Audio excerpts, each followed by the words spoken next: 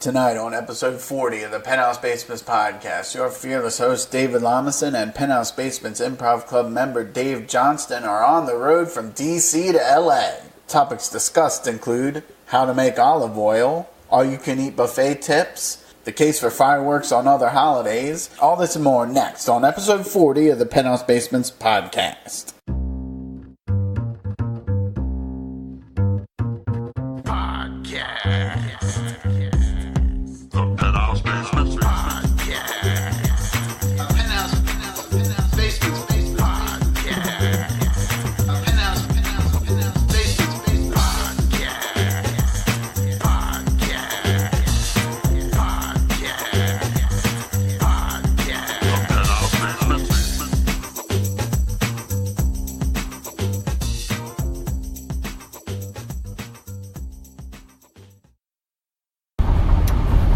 Welcome, everybody, to a very special episode of On the Road with the Penthouse Basements Podcast. This is your fearless host, David Lamison, and I am here with...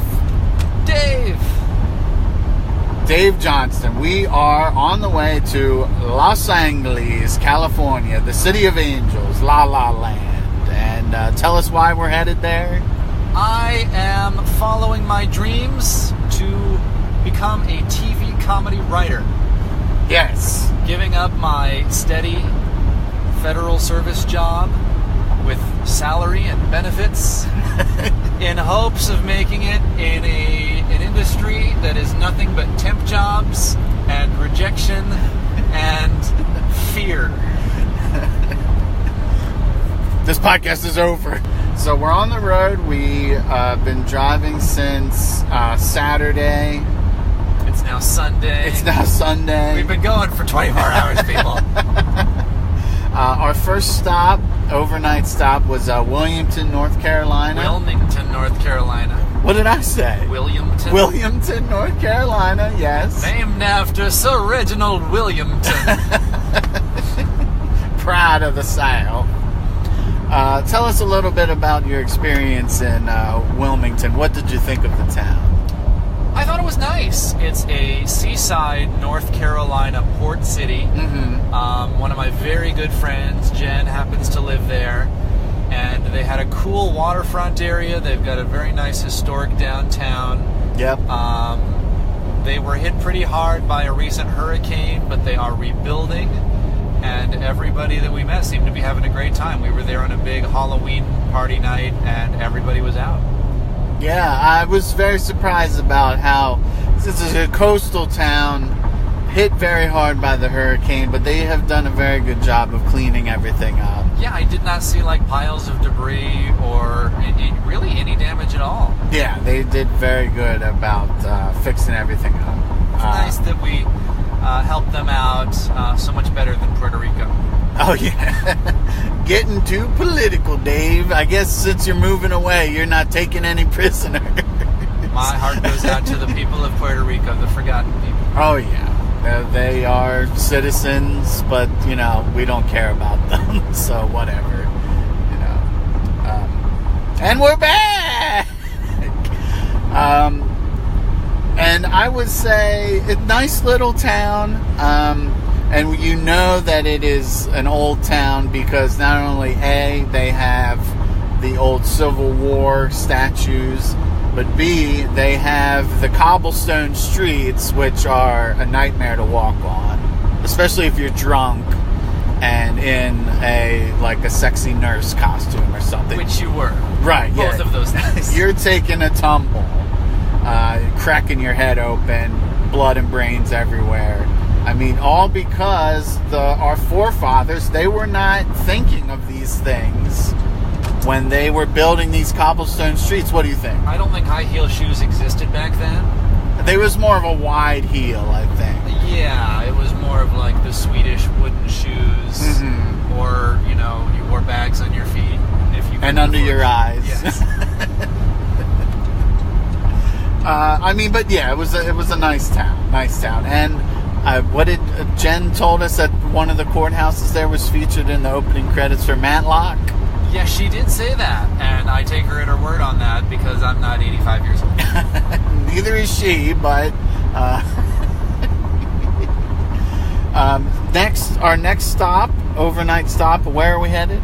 We're going to be in Atlanta, Georgia. Mm-hmm. I've got some friends with a house there, and I am looking forward to seeing them. I haven't seen them since like a business trip that I had in Atlanta a year or two ago. Mm-hmm. And they were kind enough to put us up along with Abby the Corgi, and I think we're going to have a lovely evening with them at their house.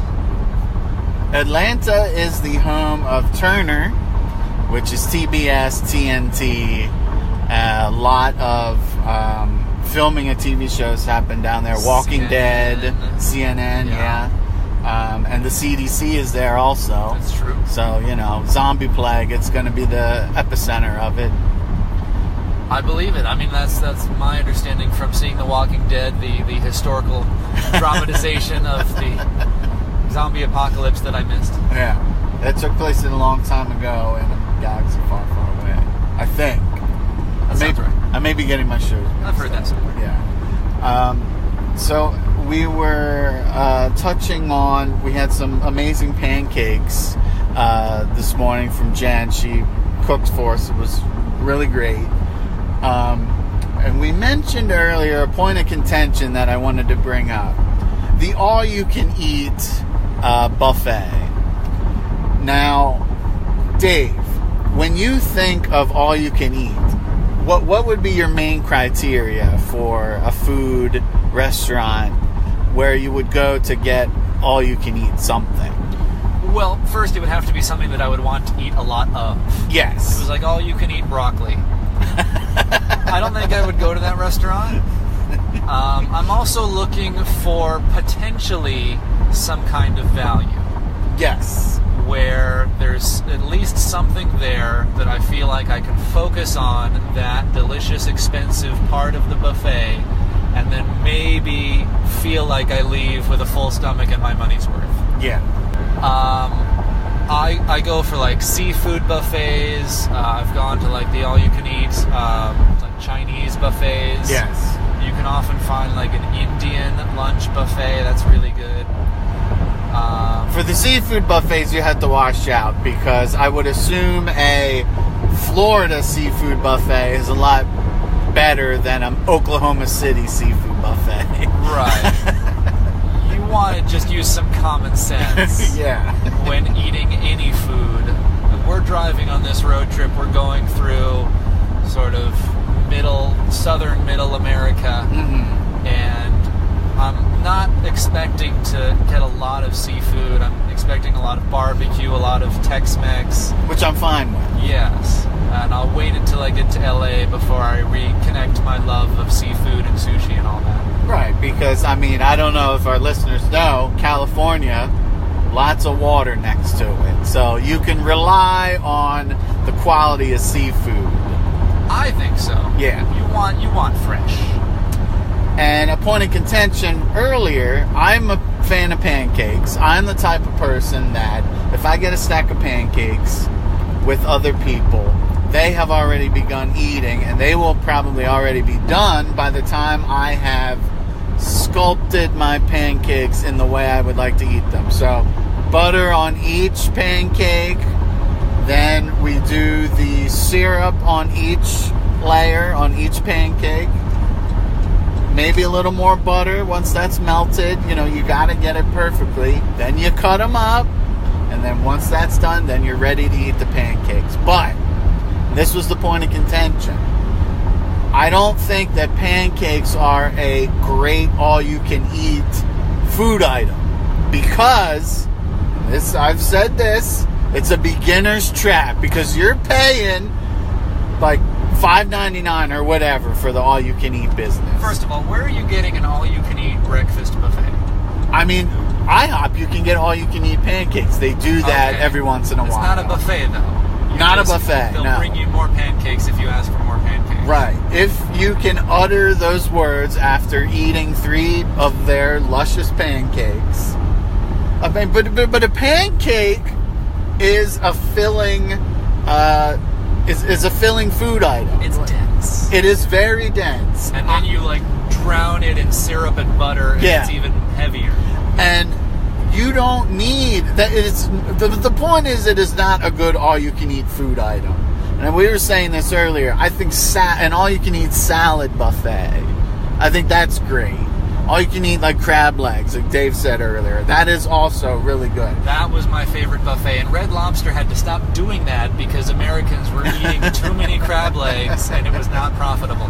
And the crab population went way down. Yeah, unfortunately. And I think pizza maybe, but I am a proponent of eating the crust of pizza.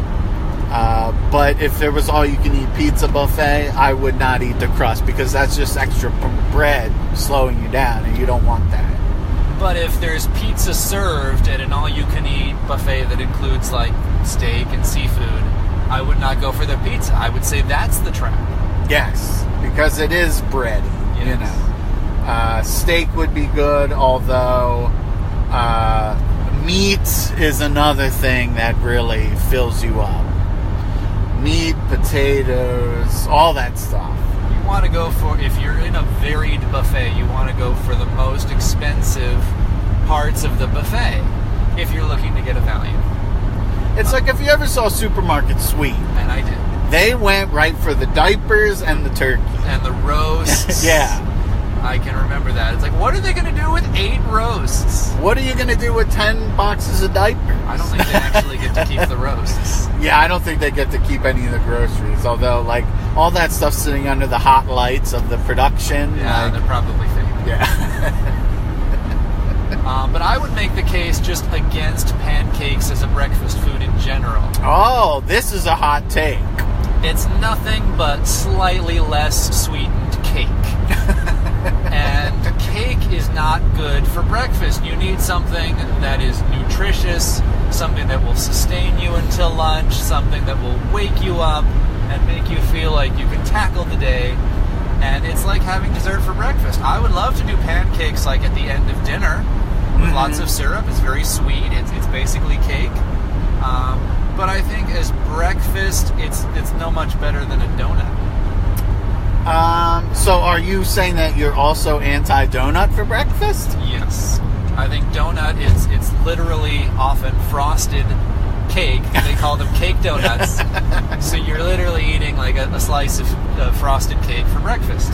I guess maybe the hot cake, I want to say it was more of a food item that was created for like working on like the farm or the ranch or something like that. Something that would be able to, if you ate a couple of them, it would sustain you for long periods of work without being able to eat. Yeah, if you needed a lot of calories because you were going to be burning a lot of calories doing lifting and things. Yeah, but we're not doing that anymore because we're fat Americans. Right. So we're eating 5 pancakes and then like sitting on our asses watching football. Exactly. So, you know, the history of the pancake is a torrid affair with the American dietary system. So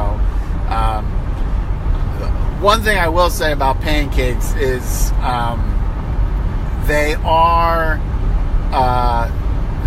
it is basically like a cake, and then you're adding syrup on top of it, so it's even sweeter sometimes than a normal birthday cake. So, you know. But I do agree with you on how to make the right pancake.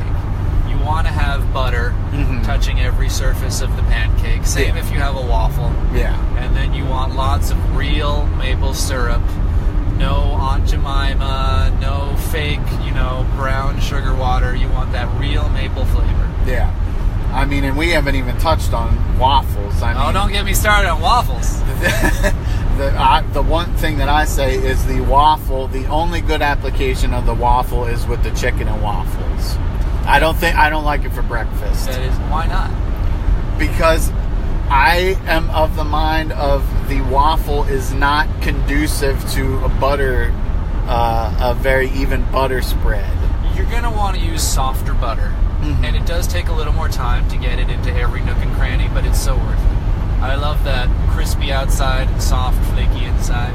That's why the chicken and waffle, I think, is good because you got the chicken gravy on top, and it, soaks into the waffle, and you get the fried chicken also on top, and it's just so good. It is really good. But then if you're trying to cook it, that's a lot of cooking. It is. And I have to tell you, I went for brunch to some like fancy hipster bullshit place in DC, and the chicken and waffles, guess what it was? They brought out a cup of fruit, one little triangle section of the waffle separate, and a piece of fried chicken, no gravy.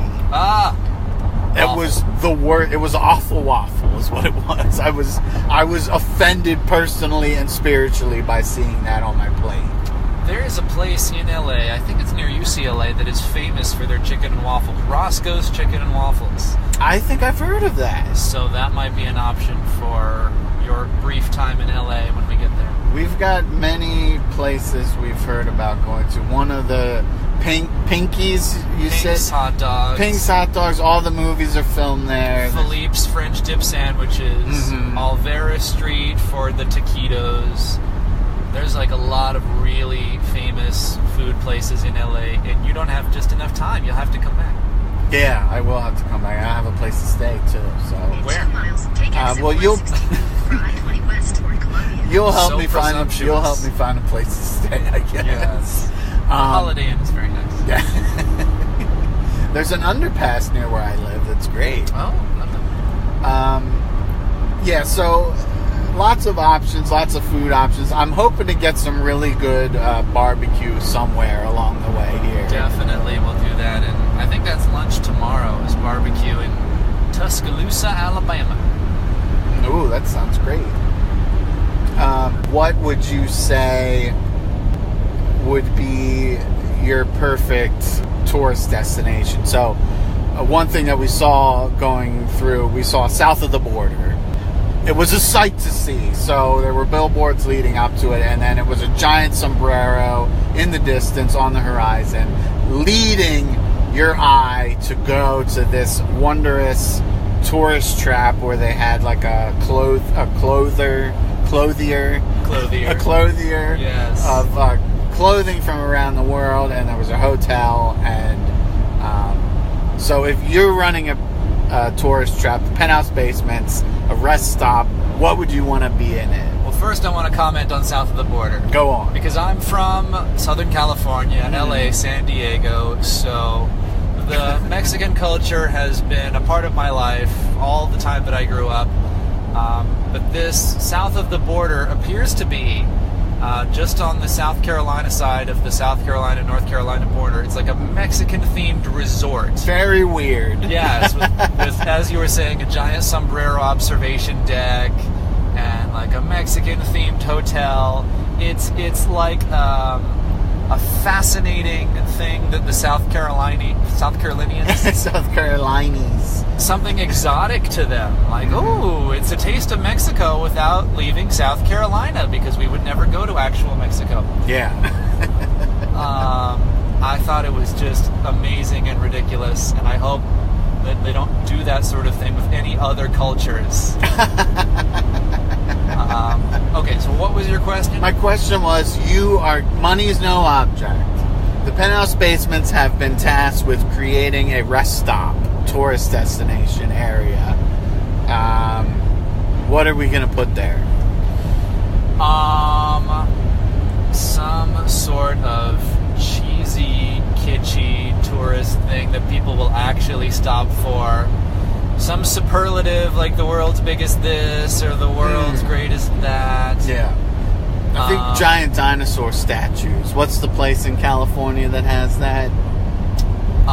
Jurassic Park? I don't know. What are you talking about? There's some famous tourist destination. The La Brea Tar Pits? Maybe. They have giant dinosaur statues. They were featured in the movie The Wizard, I think. I can't remember the name of it, but it is like a famous California tourist destination, and they have giant dinosaur statues.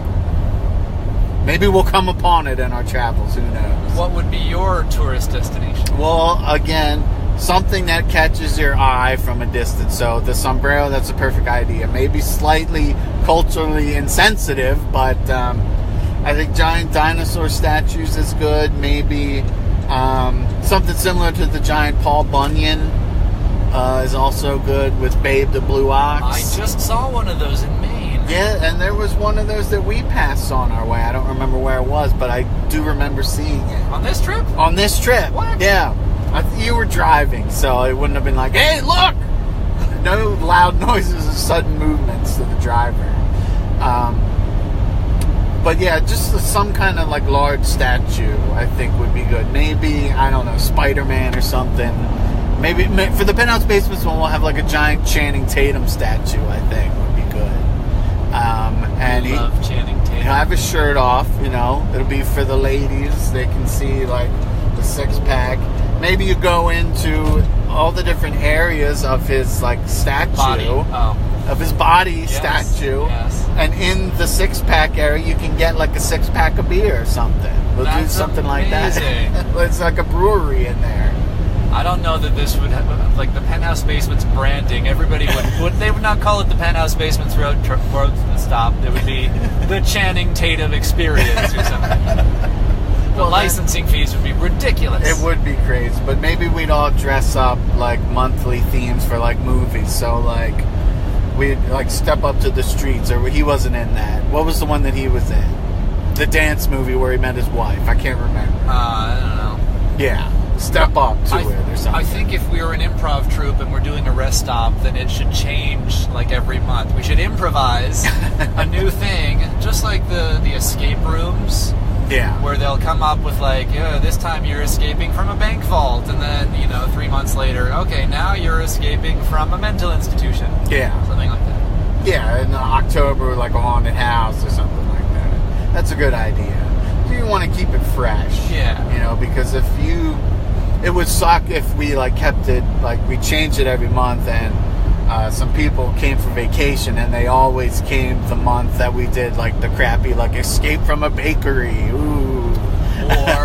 Or that could become a family tradition. It's like every Halloween we come back to the Penthouse Basements truck stop and we go to their, improvised haunted house. Yeah.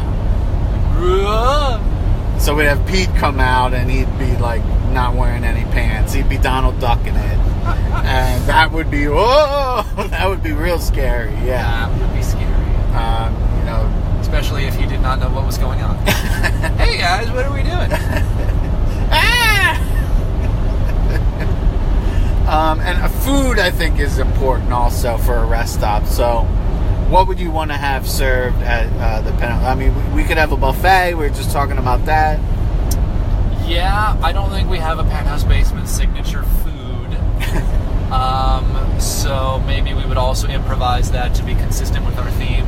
Mm-hmm. On Halloween, we would serve like extra drippy sloppy joes. Yeah. For the Channing Tatum experience, we would have lean beef. Ooh, maybe we could do like, you remember that Halloween game where you pass around the food and it feels like other stuff? So like peeled grapes for eyeballs, and I never did any of that. They did that on The Simpsons before. Yes, that's like a TV cliche. Hey, Mom, we never got the spaghetti and the eyeballs, and Homer's like eating all the food before it gets to the rest of the people.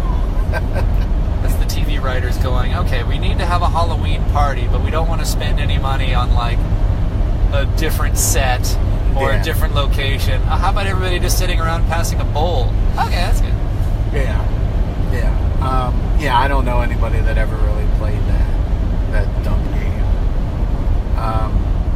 But so salad buffet, seafood buffet, pizza buffet. We'd mix it up a little bit. Maybe we get like Wolfgang Puck to come in and like do something. I don't know. Or we'd go to Flavortown with Guy Fieri. That would be better. I thought you said money was no object. Money is no object. Okay, but I think we can do better than that. We want to take our guests to Flavortown. On the way to whatever town they're going to, they're making a pit stop at Flavortown. That is a good tagline. I think there's something there. I mean, and he knows his stuff. I've seen so many episodes of Diners, Drive-Ins, and Dives. He has to be, influenced by all these different places that he's gone to with all these different cultures and like different foods and areas of the country, and it's just like a big melting pot of flavors and foods, and he's got to know some secrets. He's got to. Well, and I saw Andrew Zimmern is doing this now. I don't know if Guy Fieri is, but he's like not even traveling anymore. Mm-hmm. They film him in front of a green screen introducing a kind of food or a restaurant, and then they just sent a camera crew there to like show them cooking the food and show the customers eating the food, but you don't even see the celebrity on the screen anymore. Like, let's cut costs, and we're not going to send you out anymore. Just stand at our studio and record something, and that'll be your show.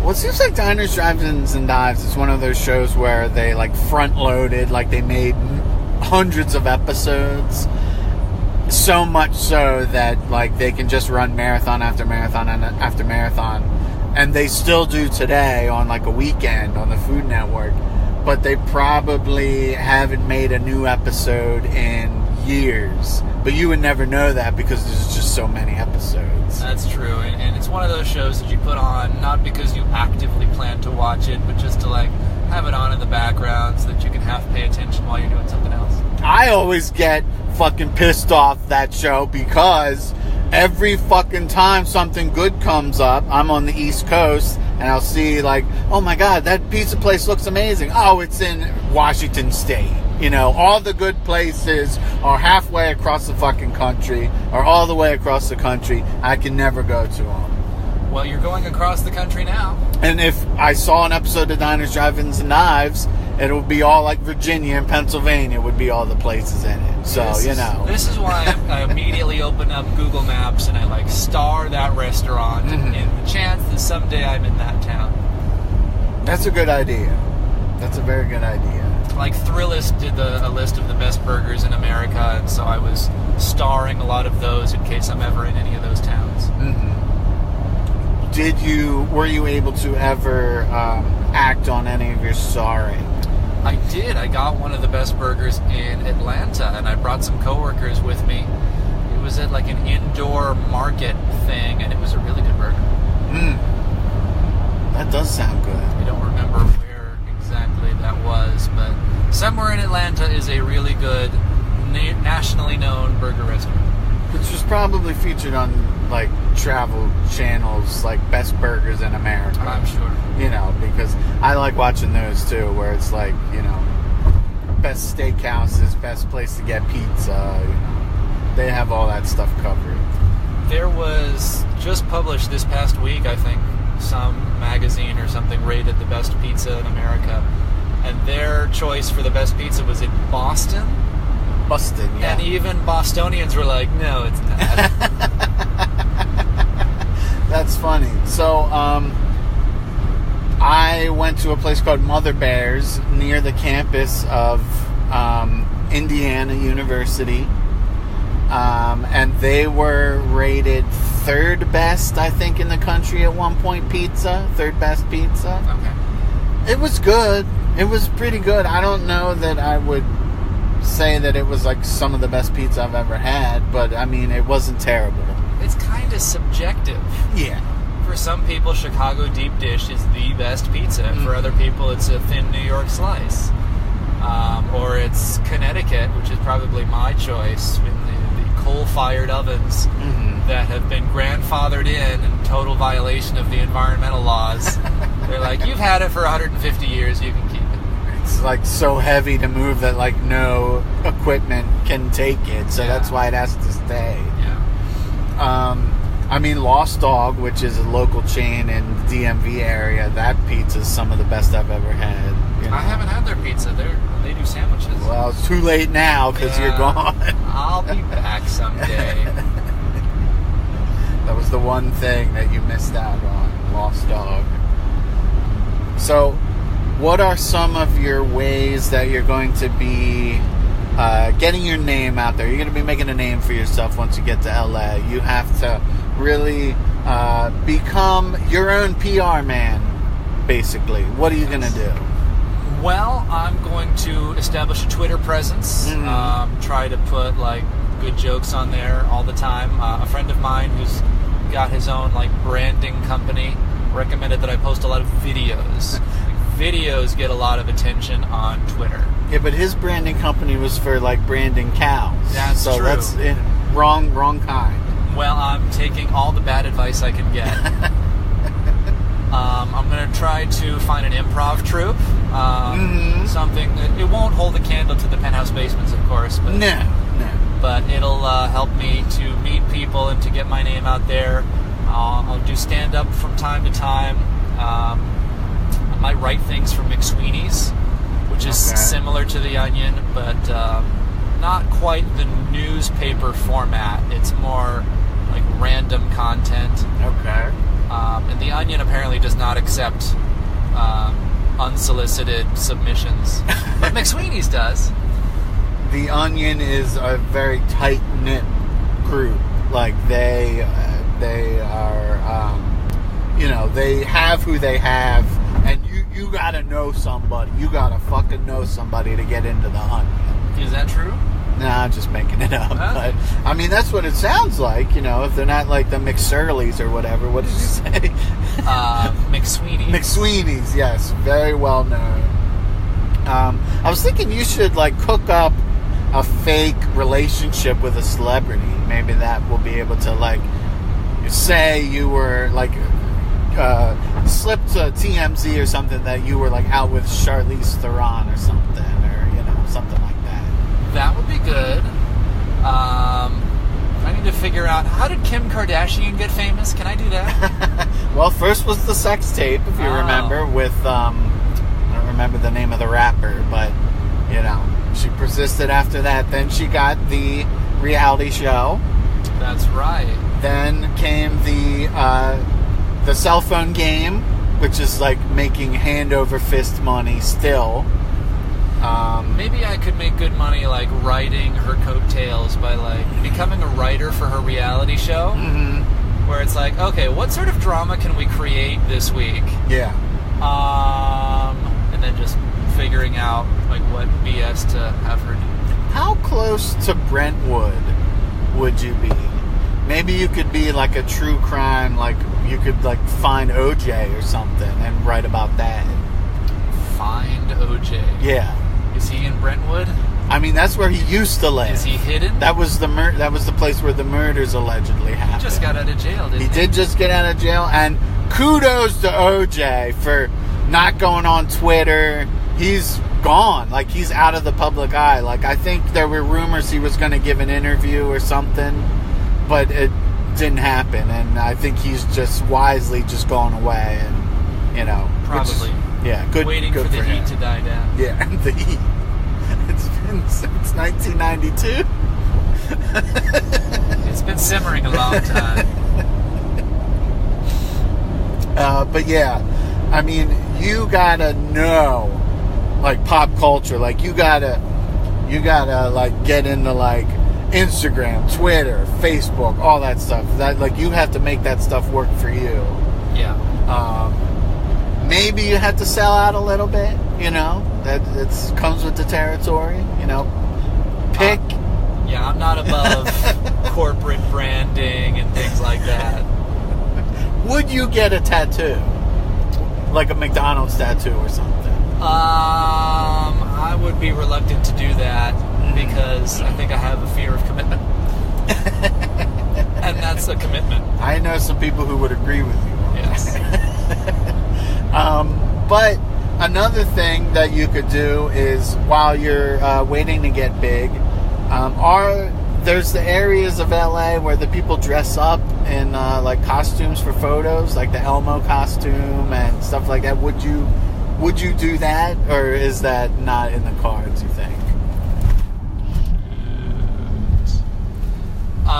No, I would not do that. You would not do that. That is, you would rather stripper, like strippergram, or like nude waiter, probably. I have been told that if I am between jobs, I can apply to be a shirtless waiter at one of the gay restaurants in West Hollywood and make good money. I would assume you would be able to make good money, What if that's your calling, I hope that's not my calling.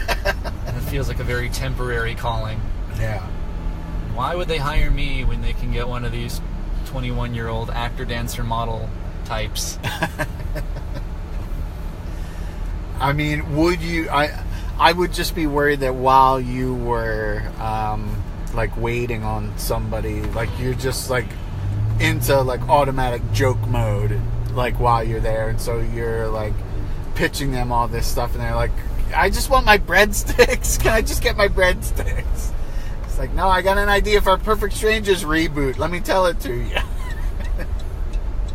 Hit a little bit of traffic here. Almost died. They have opted to close one of the 2 lanes of the highway. I'm sure they have a good reason for that. This is a Sunday, by the way, the Lord's Day. There should be no construction work happening. Well, I think this is South Carolina, so everybody's coming home from church. Yeah, I think you're right, actually.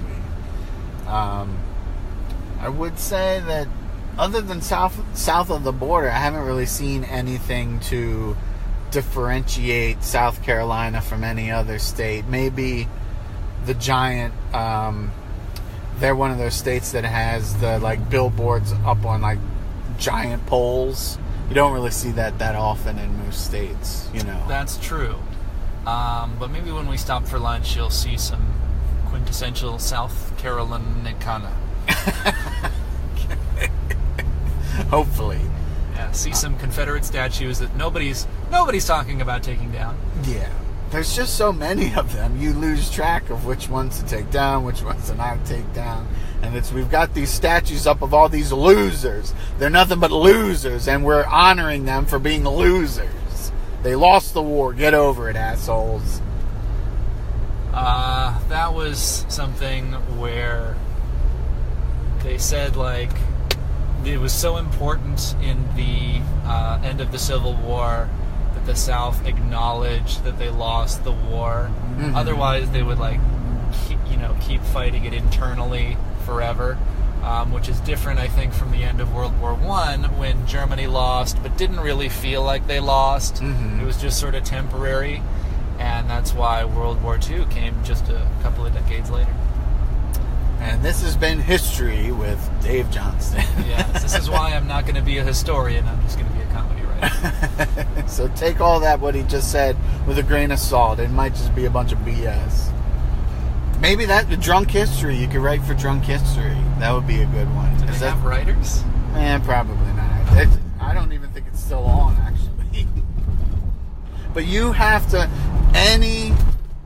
Any way that you can get your name out there, you got to do it. So, like, are you looking specifically comedy, or would you write for, like, Days of Our Lives? Like, that's a cheap, like, get your foot in the door of, like, a writing credit type thing. I think for my first job or jobs, I have to take whatever I can get, right. Start building my resume. And once I get, I think, something really small, like 14 hours of creditable work, then I can join the Writers Guild of America, mm-hmm. where I get, minimum payments for writing work. I get access to their health insurance program. So I would do Days of Our Lives. I will write for anything, I think, at the beginning, just to get some experience and to get my feet wet. Yeah. And, maybe it's a shame that Big Bang Theory is ending, Yes, terrible shame. Be dearly missed. I mean, if The Simpsons is on for another decade, maybe you could get in on there. I don't know. Probably will not. If I'm going to, like, actively try to work for a certain show, it's going to be a show that has some legs left. So I would hate to, like, join The Simpsons, although that would be a dream, and then they're, like, canceled 9 months later. Yeah, that's always the worst. But that's something you have to prepare for in the TV industry. Sometimes you only get employed for 13 weeks at a time, and you don't know how long you'll be unemployed after that. I mean, look at the writers of, like, Luke Cage. I mean, I bet they weren't expecting to be canceled, but, that show's gone. There's a lot of new content being made on all the different platforms, Netflix and Hulu and Amazon and Apple. So there's a lot of space for writers to join the industry, mm-hmm. but also, things get canceled at the drop of a hat for different reasons than there would be on network TV. And with all the new streaming services coming, you got CBS All Access is just starting. You've got Disney's streaming service that's coming soon. Do you think that we'll have special streaming-only content? Oh, yeah. I wouldn't be surprised if they put one of the Star Wars shows that they're making just exclusively on there.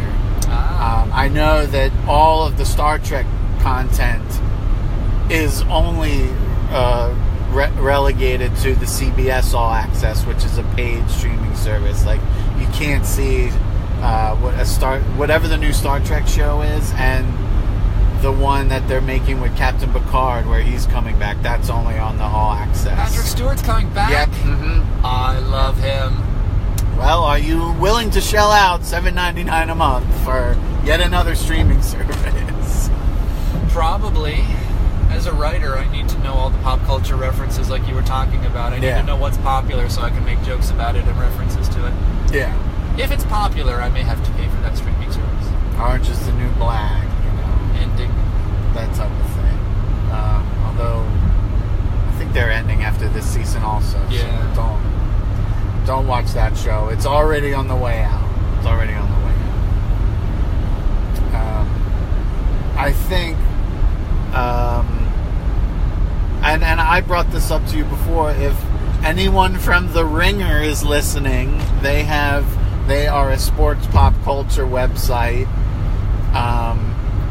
and they have like a huge podcast network.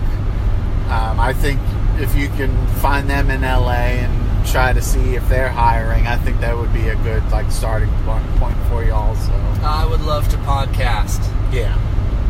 You got your beak wet with the Penthouse Basements Podcast, so you're a seasoned pro now. What sort of podcast experience do you have? Well, I've contributed to roughly 60% of the episodes of the DC world-famous Penthouse Basements Podcast. Haven't you ever heard of the famous segment, What's Up, Yo?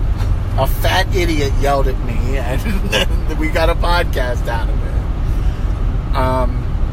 And they have political podcasts, the NBA, NFL, movies, TV, wrestling, I think. So take your fucking pick with that. I would say that's a place to look into also. Any attractions you're looking forward to once you move to LA? Sexual attractions. I think those are very interested in those. The world is your oyster, literally, once you move there. Well, I'm from the suburbs of LA, so I've actually seen a lot of the attractions over the years. Mm-hmm. I think the biggest attraction is going to be living in Hollywood and being able to experience all of the things there, the many theaters, improv clubs, comedy clubs, West Hollywood bars. I never spent too much time in that area, and I think that's going to be just an attraction in itself. Hollywoodland. Can you go up and see the sign, up close, or is that not possible? I don't think you're supposed to be on that hill, but you can be on a nearby hill looking at it. There's Runyon Canyon, which is, I think, just on the other side of the hills. That is good for running and jogging, and you get a good view of the Hollywood sign from there, I think. Mm-hmm. What about specific Hollywood Walk of Fame stars? Are you planning? Have you seen any of your favorite celebrities or no? I've seen some. I was there a few months ago, and I took a duck face picture at Renee Zellweger's star. But I'll have to go back and look at them more closely. I'm sure online there's a map. Yeah. To show you where's star, you can go see Carrot Tops or Weird Al's or something. Get your photo taken next to Brunch and Pincho's star or something. Did they replace Trump's star yet? I don't know. I know that it kept getting destroyed. Yes. So, which is and then A-okay in my book. I think the city of West Hollywood, which is its own separate city, voted to remove it. Mm-hmm. Although I'm not sure if it's actually in their jurisdiction. Yeah. But it sounds like there's going to be room for somebody else's name to be there. It could be me. Could be, Probably not. Could be. Not yet. If Channing Tatum doesn't have one on there, though, I would say put that man's star on there. Oh, he can have it. He deserves it. Yeah, he does deserve it. Yeah. Wanted to do a quick last night when we stayed with Jen and her partner. What is his name? I can't remember. Justin. Justin. That's what I thought. Watched the original Halloween. Now, Dave, had you seen the original Halloween? Had you seen it previously? Long time ago. And what portion do you remember of what you saw last night? Because I remember you were dead tired and might have fallen asleep during most of it. I did fall asleep during most of it. I remember, like, the very beginning, like, the point of view shots before the title scene. Yes. Love those opening credits also. The opening credits. The music, of course. I just read an article where they had screened the original, like the movie, and people who watched it were like, it's pretty good. And then they added the music and they're like, oh my god, this is so scary, awesome. And I remember the very last scene. And that's about all that I remember. Yeah, I would say I after seeing it last night, after not seeing it for a while, and I just saw the new Halloween, which I recommend. It's slow. It is one of those 70s quintessential horror movies where it's slow build, slow pacing. There's really only... How many on-screen deaths are there? 3... There's like 4 on-screen deaths, I think. I might be missing one. But like, the tow truck guy, he gets killed off-screen. Laurie's 2 friends, they die on screen, and the one boyfriend, he dies on screen. But other than that, like, the body count isn't that high in Halloween in the original. I saw something that I did not remember, which is that Michael Myers got unmasked during that movie, and you got to see his face. Mm-hmm. I don't remember that. It looked a little, like, deformed. Yeah. Have they ever explained that? I think, this sort of goes into the new movie, which, if you don't know the backstory of the new movie, Halloween 28, of course, and here, this is my one complaint about the new Halloween. It's not a perfect movie. Change the fucking name. It's also called Halloween. So the sequel to Halloween is called Halloween. Little confusing. I guess you just call it Halloween 2018, but that's dumb. They don't want you to confuse it with all of the terrible Halloween sequels from before. Yes, they have totally gotten rid of all those. The new Halloween is only a sequel to the original. So, and one of the main points of the new Halloween is that Michael Myers is a man, not supernatural at all. He's just a soulless killer who kills randomly. And the new movie does a very good job of, like, conveying that he is just a random, like, force of evil going around and, like, bringing destruction upon this town that he keeps going back to. And, like, the new movie, John Carpenter came back and did the music with his son and godson, I think, and the music is awesome. And the old one, it has its place in history of being one of the first, like, really good slasher movies, I think. So, see it and then see the new one. They're both really good. Yeah, that's good advice. Yeah. Do you have a horror movie that you really enjoy that you have seen or want to see during spooky season? Nothing is jumping to mind. Like, what do you think are the really popular ones that a lot of people would answer?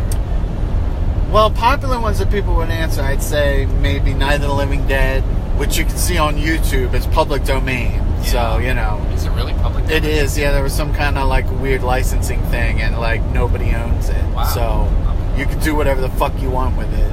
Okay. Maybe Exorcist, I think, would be a good one to see. That's a very good one. Alien is always a scary movie. I enjoyed that.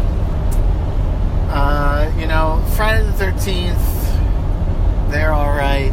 They're more on the cheesy side, though. I think if you want to look for more of a actual scary thing that's going to stay with you. A lot of the modern horror, I think, does a good job of having like decent atmosphere. Like The Witch was like a modern horror movie that's like just dripping with atmosphere. It took place during the Puritan colonial times, and it follows this family that at the beginning of the movie they get kicked out of their village and they have to find this place to live now, and they happen upon this section of a forest that a witch inhabits, or a strange woman, and bad things start happening, and there's a real sense of dread and hopelessness that the filmmaker does a really good job of conveying, the way it's shot, the music, dialogue, everything comes together. I think a good horror movie should be relatable. Mm-hmm. Alien is great, but what are the odds that you're going to be on a spaceship with an alien?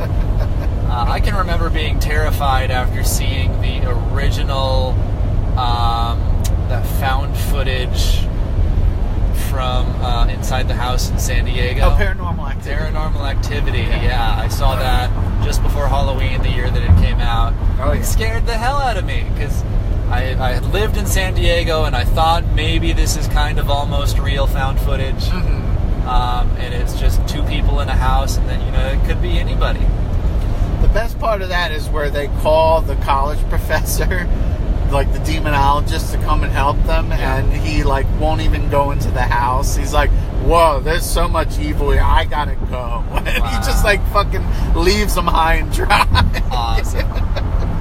Paranormal Activity, I remember seeing that movie the weekend it came out, packed theater in Georgetown, and the feeling of dread was palpable in the theater. And it was a sense just when I would assume when Blair Witch came out that this could be real, this was a real, I mean it obviously wasn't, but it was so cheaply done that it could have been. Is America over the shtick of found footage horror movies? Yeah, I think it's played out. I think with all of the different sub-genres of horror movies, they always have a renaissance. Night of the Living Dead, when that first came out, zombies were decently big, and then they just recently had a renaissance. The Universal monster movies, they were big, and then they kind of came back, and then slasher movies were big in the 80s, and now with the success of Halloween, they're probably all going to come back. So there's always a renaissance, what's old is new again. I wouldn't be surprised. I have an idea. Go on. If it's too good of an idea, we'll just edit this out. For a horror movie targeted at the extreme right, where the scary things are immigrants. A gay couple being happy in public. Women exercising their rights. Yeah. Because Passion of the Christ, I feel made a lot of money. Oh, yeah. And so there may be a target audience for, all this fear-mongering is creating fear, which can be exploited for cash. Oh, yeah. And it's a visceral, real-life fear. Although, I will say,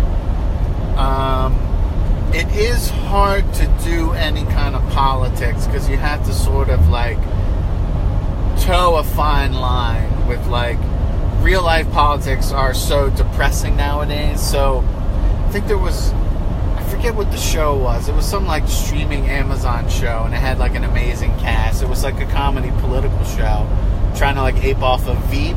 Yeah. And this was, just after Trump had won, and it was, canceled right away, because, people, I guess they just couldn't they couldn't handle it. Yeah, I wouldn't say this is so much politics as issues. Yeah.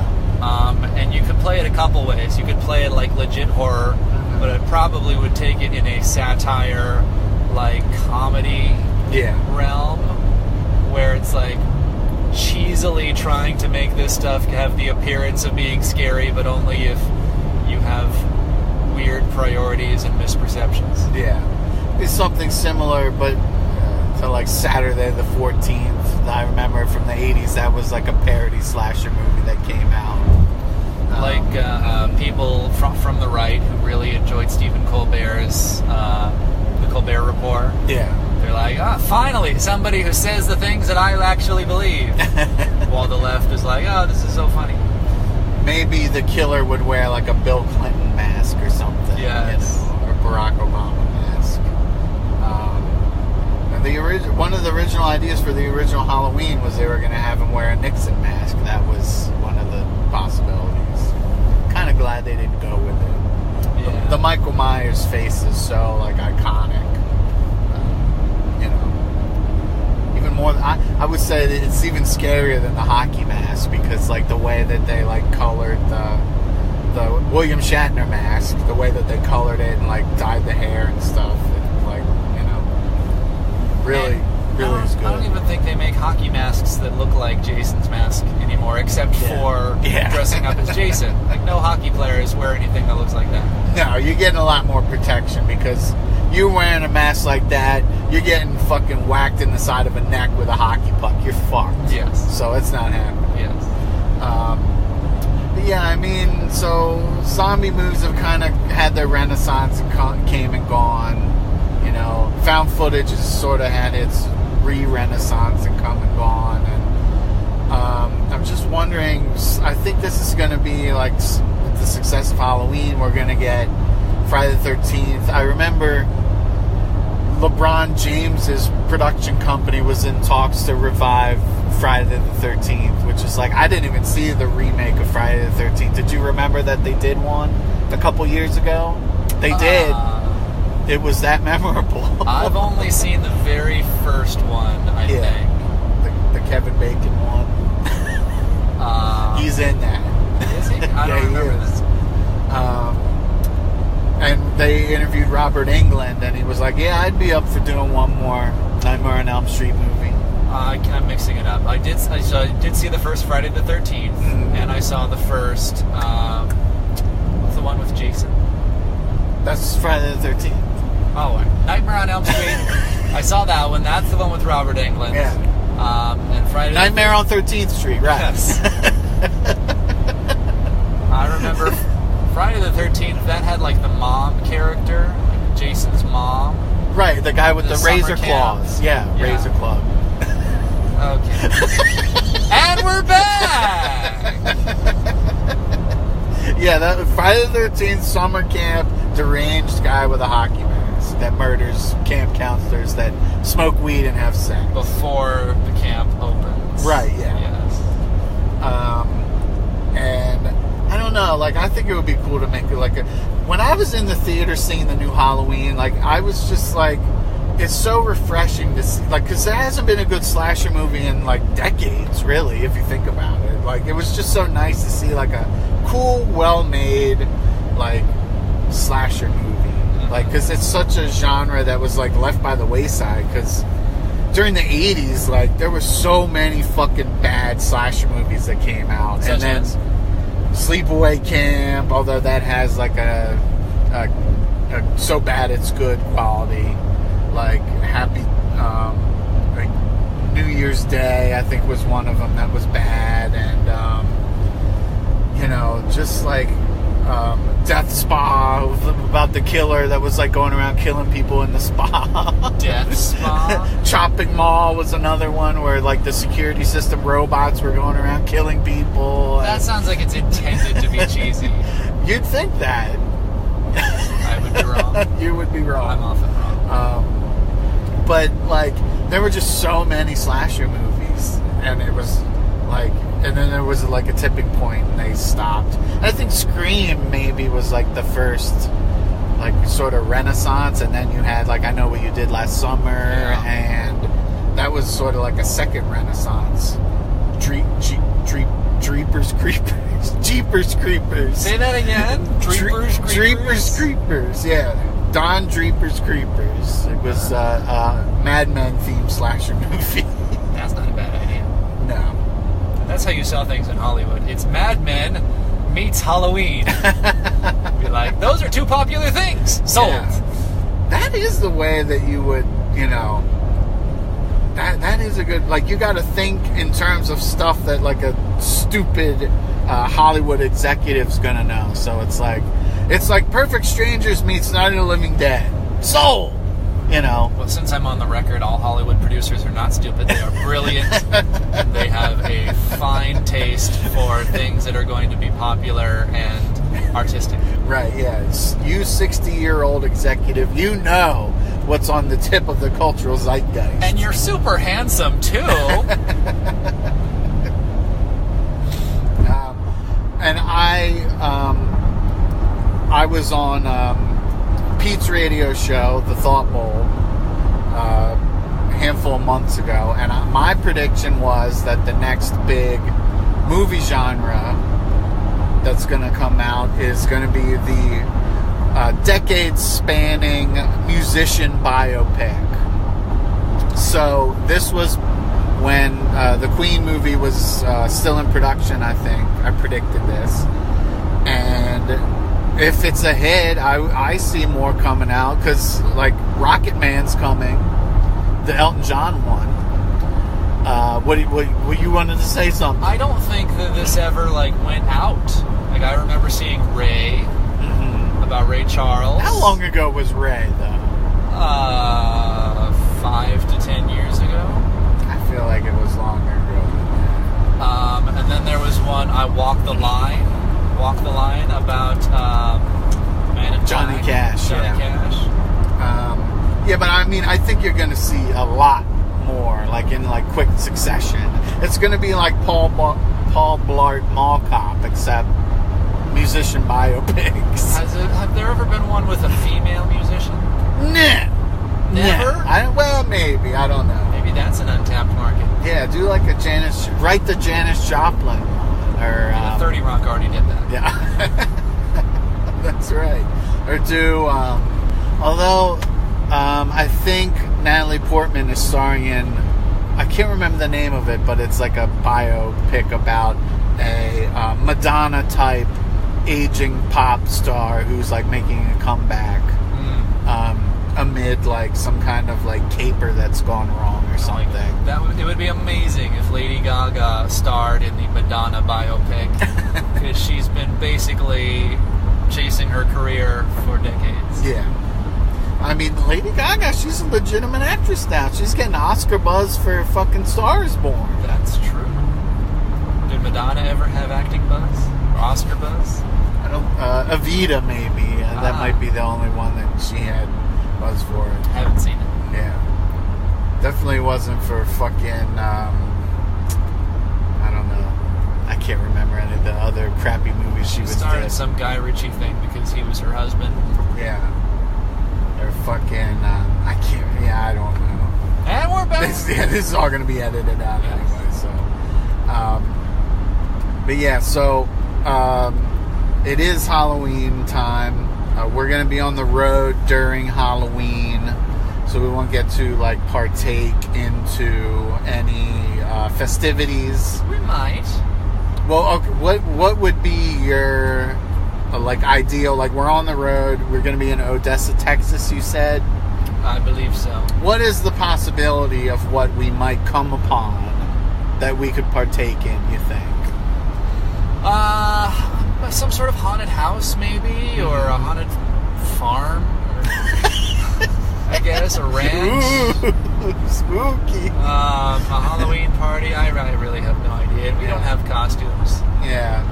We should just go to bed at 9. Really. We'll see. We'll see what's happening. Yeah. I mean, I would be fine with just watching horror movies. We already did that.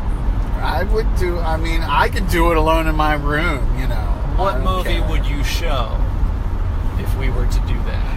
Well, I mean, I love Return of the Living Dead, and that is a classic horror comedy zombie movie. A horror zom-com. I'm not sure if I saw that one. It's amazing, and I think it's on Prime right now. Excellent. But, yeah, that would be one of the movies I showed. The Innkeepers, which is a atmospheric ghost story, slow building, about two people that work at this hotel that's going to be closing soon, and some strange visitors show up. And the hotel has like a dark past. And yeah. What else? Probably Halloween 2, not the new one, the old Halloween 2. That gets shit on a lot, and the only reason why the new Halloween gets rid of that movie in the continuity, because it introduced the notion that Laurie Strode, which is Jamie Lee Curtis's character, it introduced that she is Michael Myers' adopted sister. And I think they wanted to get rid of all that for the new movie, so that's why it doesn't exist. In but 2 like, miles, take exit 76A for I-77 South toward Charleston. Halloween 2 is it was like made in response, because like the first Halloween was so popular, and the studio just like threw a bunch of money at John Carpenter and was like, all right, I'll do a sequel. And then this was the result, and it was like more like a quintessential slasher movie with like a high body count and like gruesome deaths and like, you know. So that was not, because maybe this is the first Halloween movie that had like a teaser at the end where like there's no closure. And so nowadays that's like built in because you hope that there will be a sequel, but he did not plan a sequel. Did not do that with the intention of saying, you know, maybe Michael Myers will be back. The Halloween intention originally, I think, was John Carpenter was going to do a different story every Halloween. And that goes in along more with Halloween 3, The Season of the Witch, which is the one that did not have Michael Myers in it at all.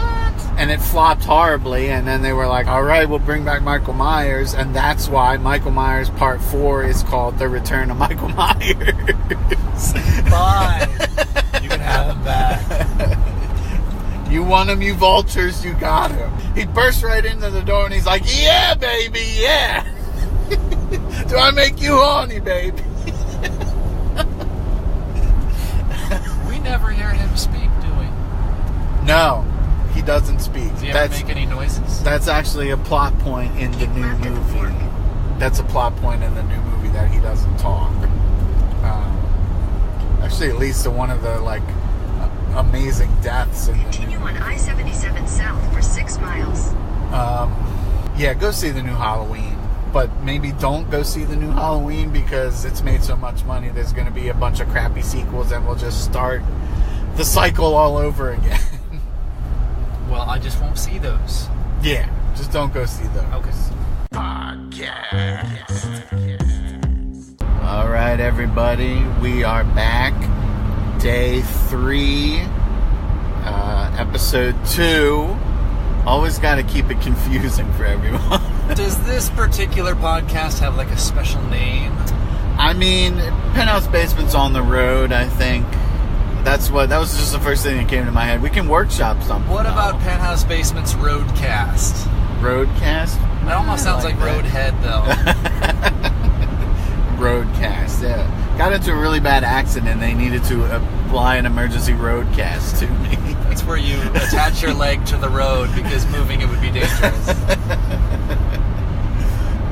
With the way people have been driving around us today, it might happen. So. Yeah. Just left Atlanta. What did you think of your time in A-Town, the Big A, Hotlanta? What did you think? None of those are real. I loved it. Atlanta's great. It's a beautiful city with great food and very warm, friendly people. And I'm happy every time I'm there. And I agree with all of those things. And I was unaware that it's basically become Hollywood East. Oh, yeah. They do a lot of filming.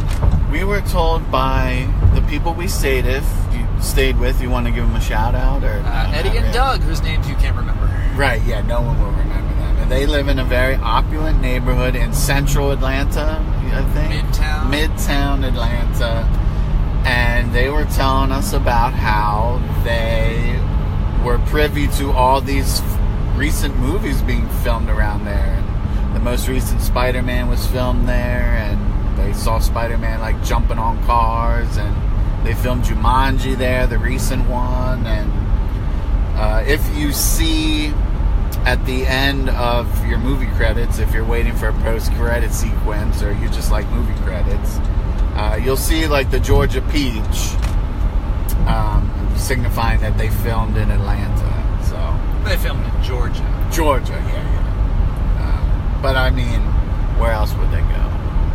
To the outskirts, like if you're filming parts of The Walking Dead, it's not all going to be in urban environments. Yeah, I guess so. You're right. We'll cut that out because that makes me sound stupid. No, let's leave it in. And they said that they were neighbors to Chris Pratt and Anna Faris before they broke up. Yeah. Which is great. Which part of that is great? I would just think being the neighbor to famous people is the great thing, not necessarily the breakup. Although if they're happier now, then that is the good part. Maybe they are, or maybe this gives you a chance with Anna Faris. Maybe. Let me just say that their house was very well decorated for Halloween. They had Chris Pratt and Anna Faris. No, I wasn't digging through their garbage. No, officer. No, the place where we stayed. Yes. They had like a specter apparition with purple lighting in one of the windows, and they had little minions in the grass, and like a witch with a cauldron on the porch, and the inside was done up with like spider webs and all sorts of stuff. What'd you think of it? I thought that was the most well-decorated Halloween house that I have ever seen. Yeah, and one thing, I don't mind the inflatable things, but everyone uses them, yeah. And they're just too easy.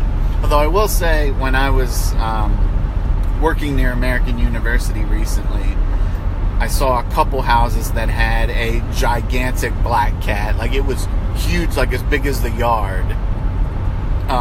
But I saw it twice, so it wasn't really special. Is it bad luck if you see a giant inflatable black cat? I think it's bad luck if it's like part ways uninflated, so it looks like it's missing a leg. Oh, that poor cat. So if we were going to do a Penthouse Basements haunted house, what would be some of the things that we would put in it? What do you think? I think we would put Pete in there. In one of his many furry costumes. Mm-hmm. He's non-sexual about that. Right. This is just a side gig that he does for entertainment, money. Mm-hmm. I think we would have to be improvised, right? If it's the Penthouse Basements. Yes. So, like, every time you walk through, each one of us has taken over a different monster character. Mm-hmm. And it would be like, we don't want any sort of copyright infringement, so I'd sort of dress up with like a hockey mask, and it would be like Fred or Bill, you know. Yes. Yeah. Some like intellectual property respecting parody. Yes. Yeah, like Joe Myers, the psycho killer. Freddy Fruger. Yeah, and I mean, I think zombies are not, they don't belong to anybody, so we can do zombies one time also. That's true. Yeah. That would explain why there's so many zombie movies now. Yeah.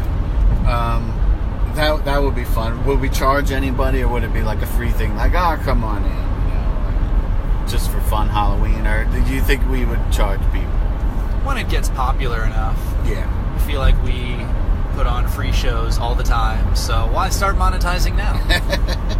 You're getting paid in exposure. When you get out to LA, you got to make sure you're not being paid in just exposure. Here's what we do. Or you will die of exposure. We put the entire thing over a graded floor, and we require people to hold their cell phone and their wallets in their hands as they go through. And if we scare you enough to drop those things, we get to keep them. Welcome to Sweet Home Alabama. Just crossed the Alabama line. Do you feel any different? I do. I feel more southern. I've never been to Alabama before. Me neither. It looks just like Georgia so far. It does, yeah. I'm sure we're going to see some differences coming up. Yes. But one of the other things that I wanted to touch on is on this whirlwind trip, you see a lot of rest stops. Yes. What would be a perfect rest stop for you? Like you drive in, you're going to get out and stretch your legs. What do you want to see there when you go to the rest stop? I would love to have valet parking. Valet parking, yes. Because when you're at a rest stop, you want to get out of the car as soon as possible. Yeah. And then nice, clean bathrooms, because that's probably priority number 2. Or number 1. That was not intentional, but I'm glad I went there. No, I'm going to edit that out. That was intentional, damn man. Food. Yes. Food is very important. You want something that's quick, but also tasty, and I kind of want something a little healthy. Because if you're at a rest stop, you're probably driving all day. Yeah, sitting around, stewing in your own juices. You want something healthy. You also should have gas. Yes. Before you eat. In the car. Yeah. And you want a convenience store because you might need something that's not, available at a restaurant if you need, like... something to munch on. Snacks or drinks or medicine. Yeah. So, all of the resources. I think to stretch your legs is a big thing. And why I'm saying this is... one of the things that maybe you want to do is you want to use the rest stop to like wake up if you're in like a long slog. What if we combined the rest stop and the haunted house? During October, we could have people get out of their cars at the haunted rest stop. They go in to stretch their legs, and we spook them into staying awake, and then they're on their way on the trip. Well, what about the families? Because you got a lot of families driving on their vacation. Well, I guess maybe we'd have like a G-rated one, and then like one with like boobs or something, so that the kids can't come through. Like that Hotel Transylvania series. It's yes. like all the monsters, but they're all silly. Yeah. Instead of scary. It's like Dracula wouldn't be, he'd be trying to get blood. He'd be killing people. I like it. I've seen a lot of large buildings with fireworks sales. Even, like, obviously it's not around 4th of July, we're in October. So I guess my question is, what is happening in these places when it's not 4th of July or around the 4th of July? Any ideas? Well, this is gun country, so they are well acquainted with explosives. Yes. Whether they're inside of a bullet casing or outside on the ground, or maybe in your hand if you're not careful. Oh, I just found one in my hand. There you go. And I feel like they don't have as much of the nanny state here, where there's like strict regulations on the amount of explosives you're allowed to have inside of fireworks. Yeah. I know there's places in Los Angeles where you're not allowed to have anything more than a sparkler. And if you blow yourself up, it's sort of considered your fault. Yeah. Instead of, oh no, we need to change the laws and prevent people from doing stupid things. It's like, if you do stupid things and hurt yourself, that's your fault, and we're not going to help you. Survival of the fittest type deal. Yeah. Like, sure, it's going to look cool on social media if you hold a M80 in your mouth and light it, but that's one less stupid person who's going to be breeding. That's true. Yeah. I would think that maybe big firework might try to put fireworks into more holidays. Big industry. Yes, so maybe there'll be like a line of like Halloween fireworks, like orange pumpkin shape, or like there's smoke bombs and they emit like green, purple, orange smoke, or like orange sparklers, and just different. I think fireworks need to expand their core competencies, is what I'm saying. I think that's fair, although the idea of Halloween fireworks is like the one night that all the kids are in the street, let's also put explosives in that street. And the kids are all wearing masks, so they can't really see where they're going. Definitely nothing bad going to happen there. Okay, you might be right about that. But Christmas fireworks. Maybe, here's an idea. Underappreciated holiday is Thanksgiving. I would say it's the most underrated of holidays. Really? Because it seems like Thanksgiving is a big deal.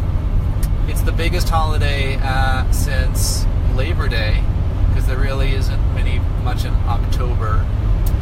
Maybe that might be something recent that has come up, because I just know that, and we saw this on leaving Atlanta. We saw it was a Christmas billboard for Sprite.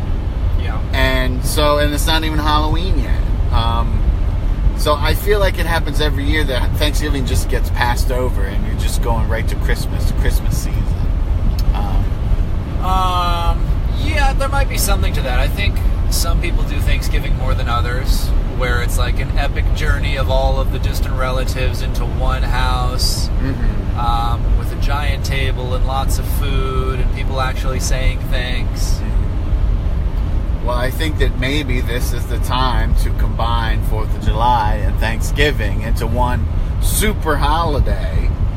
Those are both very American holidays. They are very American holidays. So you can have maybe sort of like, this is just an idea off the top of my head, maybe like a leaf bomb or something, where you have like a bag of leaves and you put like a firecracker in it and it explodes and the leaves go everywhere, and it's like a nice like fall festive firework, I can see a problem with that. Go on. Because whoever has raked those leaves into a nice pile and then you explode them into a lot of little pieces on the same yard, they're gonna hate you.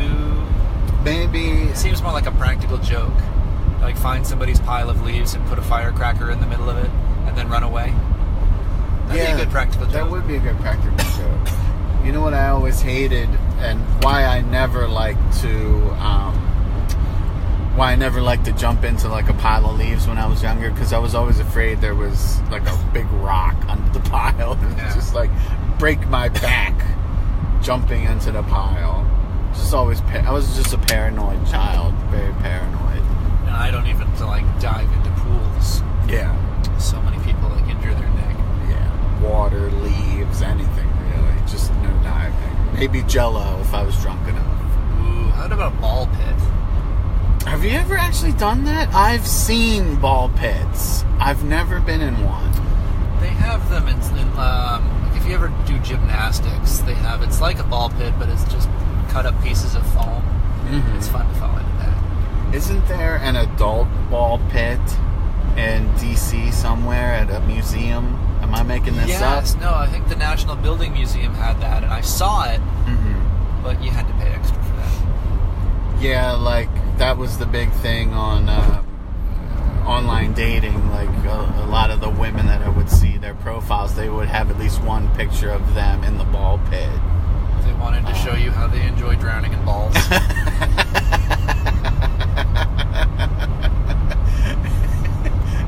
And I was like, I'm interested. The symbolism is not lost on me. They have to know. They have to know that. So next stop on the trip is, what is it? Tuscaloosa, Alabama. We're going to have lunch, some barbecue, which we have to do while we're in the South. Yeah, it's mandatory. And I don't think so. You've heard of like South Carolina or Carolina barbecue, Texas barbecue, St. Louis barbecue.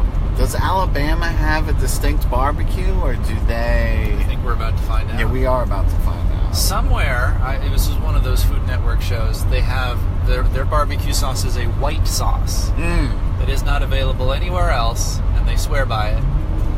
But I'm not sure what, like even Birmingham might have its own style of barbecue. Hopefully it's not, like there's not like a reason why.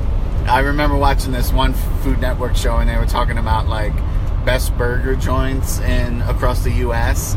and the one place was, I forget what it was called, but it was for like a loose meat sandwich where it was basically like an unformed burger patty. So all the meat is just loose. Yeah. And you'd bite into it and just like all the meat would just like come out. And they were like, yeah, we predate McDonald's and we don't know why we never made it big. But it's like, it's because whenever you eat this dumb thing, half the sandwich falls out. It's terrible, but it's our signature, so we have to keep it. I mean, I guess they were good enough to be on that Food Network show, but it was like, you really don't know why this never caught on? So we've gotten some recommendations of places to see in LA. There's a place on the Strip that is like the Star Wars Cantina. I'd never heard of this place. I've never heard of it. I might have to look this up. Maybe he was drunk when he told us about this, because I feel like, being such a big Star Wars fan, I would have heard about something like this. Yeah. But he like stumbled into a back alley with like some ugly people, and he was like, "Oh, it's just like their cantina from Star Wars." Is that maybe the most famous film bar? Oh yeah, I think so. Maybe like Casablanca. Yeah. That was pretty much filmed in a bar. Yeah. But I can see, like, in Hollywood why they would have a version of the most famous movie bar as an actual bar. Like, the bar that inspired Cheers is in Boston, I think. Have you ever been there? I've never been. I know people that have. It looks nothing like it on the inside, and it's basically like a huge letdown when you go. So, never go to the real Cheers, because you will just, like, kill all of your fantasies about the show and everything. I'm just still trying to think of other movie bars. Maybe like Coyote Ugly. That's a real place, though, isn't it? I think that's a real place. It might be a chain now. Moulin Rouge is a real place. Mm-hmm. They just talked about that in a recent episode of My Dad Wrote a Porno. That's right. Apparently it's very small inside. Mm-hmm. Roadhouse, the Roadhouse bar. I've never seen that movie. That's the Patrick Swayze where he just like beats people. It's a very good action movie. I would really list it on the So Bad It's Good scale very highly. Yeah. I recommend it. I think a lot of those old westerns were filmed in like saloons, but those probably don't exist anymore. So you might be able to tell me this, or I might just sound like a rambling lunatic, but Maybe. What is the area in LA where basically every old monster movie was filmed up in like the mountains? Do you know anything about that or no? The Hollywood Hills, maybe? Maybe, yeah. That would be adjacent to all the movie studios. And there is a Universal Studios theme park where they do have like a lot of monster-themed King Kong and Godzilla-themed things. Yeah. I used to love going on their like tram ride. Yeah. Where, King Kong would appear and he would like go after your tram. You'd be like, it's a giant animatronic thing. Nice. I would, someday I'm going to do that. I don't think we have time to do anything like that, unless maybe we decide to speed up the trip a little. Let's talk about that. We're going to talk about that. Yes. So you are proposing, if I understand correctly, that we drive, not faster, but for a longer period of time each given day, or in one day, so that we get to LA a day early. Right. Or I would do a full day with us just stopping for, like, at a drive-thru, like a Chick-fil-A. Like, we just go get whatever and then just keep going. And I would drive for 6 hours. I wouldn't mind doing that. So that was one of my questions, is the logistics behind this. So if, for example, instead of driving for 6 hours, me drive 3 and you drive 3, we drove for 12 hours, How many of those hours would you be driving? Are you offering? This is my idea, and I'm the one that wants the extra time in LA, so Yes. I would do the extra driving. I wouldn't mind doing that. Okay, so you would drive for 9 hours on that example day. Right, yeah. Okay. And then where would we stay? This conversation is over. Okay. I've got no idea. Because we would need to find a hotel that's dog-friendly, which is a little rare, Yeah. and that has a room with 2 queen beds available Yes. on 0 notice. And also, unless you give 72 hours notice, you don't get a refund for your other hotel room. Right. So are you offering to pay for this new hotel room? No. Okay. Never mind that. I guess we're going like normal now. Well, the one day where this could kind of make sense is like the last day. So our original plan on Friday was to drive about 4.5 hours from El Paso to Phoenix. Yeah. Spend the night in a hotel, and then drive 6 hours to LA the next day. Now, because we got offered a house in Tucson, the plan would be to spend 3 hours driving on Friday from El Paso to Tucson, spend overnight in Tucson, and then drive like 7.5 hours to LA on Saturday. Right.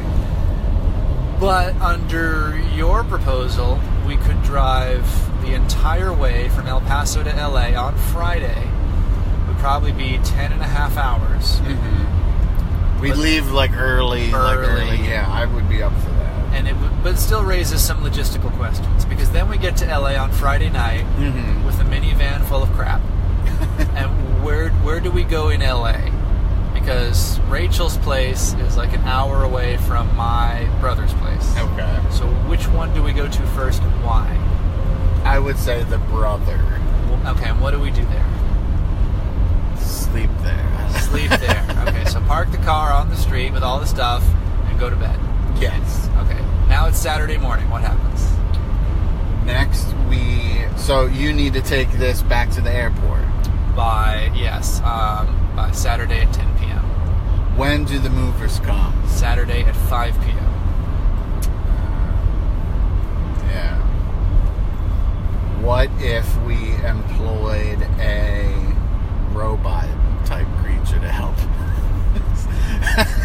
I don't know that exists. I've got no ideas. If you can find it. I'm not the idea man. Okay, this was a horrible mistake, and I apologize. It's a decent idea. I can see you wanting to spend more time with Rachel. And maybe if you were like able to take off Monday, I could move your flight. But that's sort of up to you. I mean, I do have Monday off, but I wanted that day to reacclimate myself after this trip. Well, so, I suppose you have a choice to make then. Yeah. Think about it. Won't you? Won't you? Be my neighbor?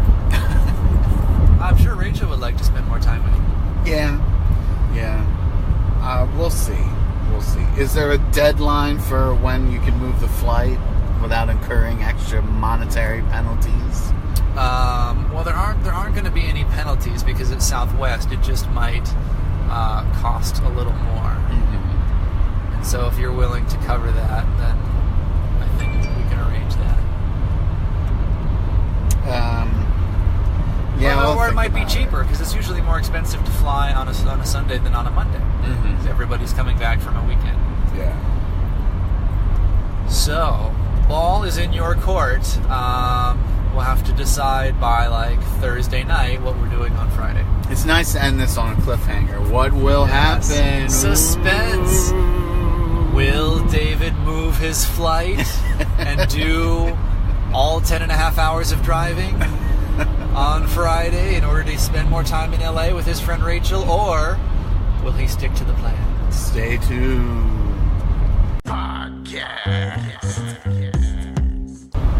All right, back on the road, episode 3, day 4 of the Across the Country Roadcast.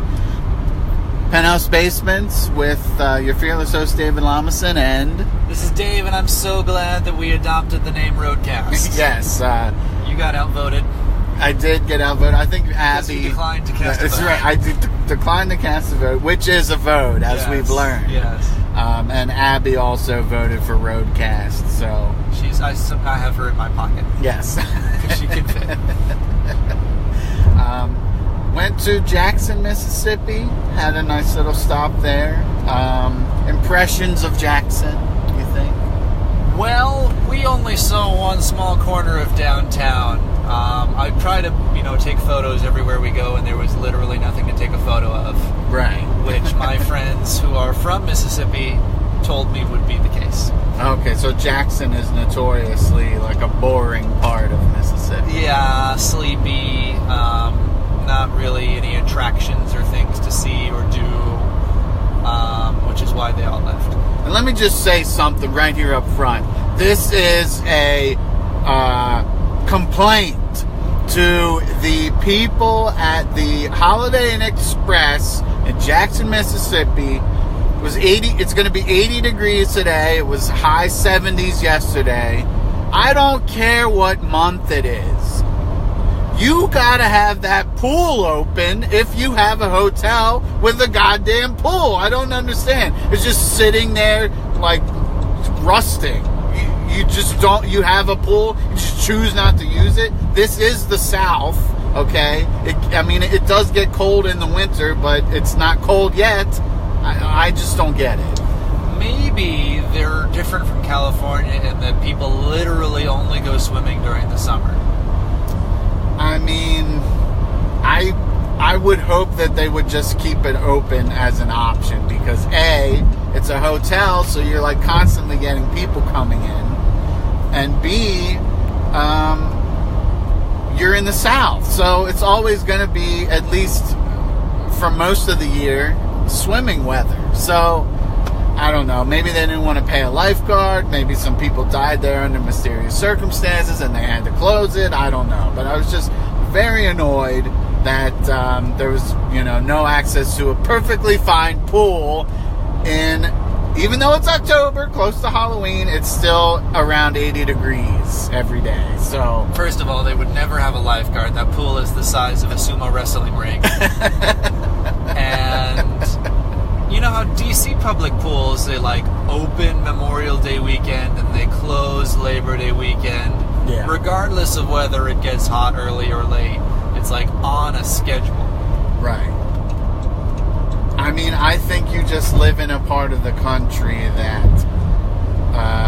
is conducive to more warm weather days. So you want to widen your net for swimming in a pool. So this is just another argument for you to come and move to California with me, where the pools are always open. That's right. The pools are always open. That's the state's motto. California, really? Our pools are always open. Well, I will consider it. That's another check mark in the box for California. Yes. So headed to Shreveport, Louisiana. That's right. We're going to get some Creole lunch. Now, any preconceived notions about Louisiana? Have you been here before? I've been to New Orleans maybe 3 times, and I love it. Mm-hmm. Best parts? Well, the food is incredible. Yes. You got oysters, raw and fried. You've got gumbo. You've got etouffee. Crawdaddies, hush puppies, all that good stuff. Yeah. Can't wait. The party scene is legendary. You get lots of cheap alcohol that you can walk around in the French Quarter, or go bar hopping without having to abandon your drink from bar to bar. Yes. You can walk the streets with booze, or is that just in the French Quarter? That might just be in the French Quarter, but you can definitely do it. Yeah. I would probably not want to be there during Mardi Gras. Right. Because that seems like a mess. Oh, yeah. There is a gay version of Mardi Gras called Southern Decadence, which might be worth a visit someday. When do they do that? Does that coincide with Mardi Gras, or is that... I feel like that's in October. And is sort of quasi-Halloween, quasi-gay Mardi Gras. Too many quasis. There's a lot of quasis. That's what the Q stands for in LGBTQ. That's for the people that aren't sure. Well, I'm Right. a quasi-lesbian, quasi-gay. We're a big umbrella. Yeah, so looking forward to that. And then tonight we'll be staying where? Will we be sleeping? We will be sleeping in Frisco, Texas, which is a suburb north of Dallas. Nice. They are known for their hills and cable cars and rice. Frisco, Texas. You might be confusing that with San Francisco, Oh, right. which is again in California. Okay, yeah. I explain this to you every day. So, yes, now it's time to go into the cliffhanger. We left everybody on yesterday. Will I be able to stay an extra day in LA by expediting our driving a little bit? And By the doing answer- what to our driving? Expediting our Okay. driving a little bit. Yes. And the answer is, Well, I had an idea. for once, yes. Yes. Where, we avoid all the complications with changing hotels. And we were going to spend our last night on the road at a friend's house Mm-hmm. in Tucson. Yes. But that would mean that we'd have a 3-hour drive that day to get to Tucson, which is not much driving. And what did they tell you about Arizona? That it's not worth spending any time in Tucson. That was not my opinion. I'm sure it's a lovely town. I'm sure it's not. That's just somebody who lives there. Right, yeah. Take it from me, a resident of Arizona. This place sucks. So if we just drove all day Friday, it would be like 10 and a half hours of driving plus stopping for gas and lunch, so like a 12-hour day. Mm-hmm. But we would get to Los Angeles that day. Yes. And then you could spend Friday night. I can drop you off at Rachel's near downtown on Friday night, and you can spend Friday night through Sunday morning with her. Yes. And then she has to drive you to the airport on Sunday. Yes, which she said I could stay there, but I have not revealed to her that she's taking me to the airport. And I think that's fine. It should I be feel fine. it should be fine. What else yeah. does she have to do? Improv brothers and sisters. We do anything for each other. That's right. Yeah. Unless she has like church on Sunday morning, which I'm hoping. Unlikely, it's not a thing. Yeah, because she's Jewish. Right, yeah. She may have converted. You don't know that. Why would somebody who is Jewish try to make it in Hollywood and therefore convert to non-Judaism? You're right. That would be a stupid idea. Stupid. So that's good. You get an extra day in LA to wander around, see some extra sights, maybe go to this Star Wars bar we heard about, maybe check out, I don't know, Man's Chinese Theater. Is that anywhere near there? Or am I thinking of a different area? No, that should be pretty close to where she lives. Mm-hmm. You'll see a lot of tourists outside of there taking pictures, a lot of like silver-painted men and stuffed animal people. Well, I always see that. Yes. I drink a lot, though.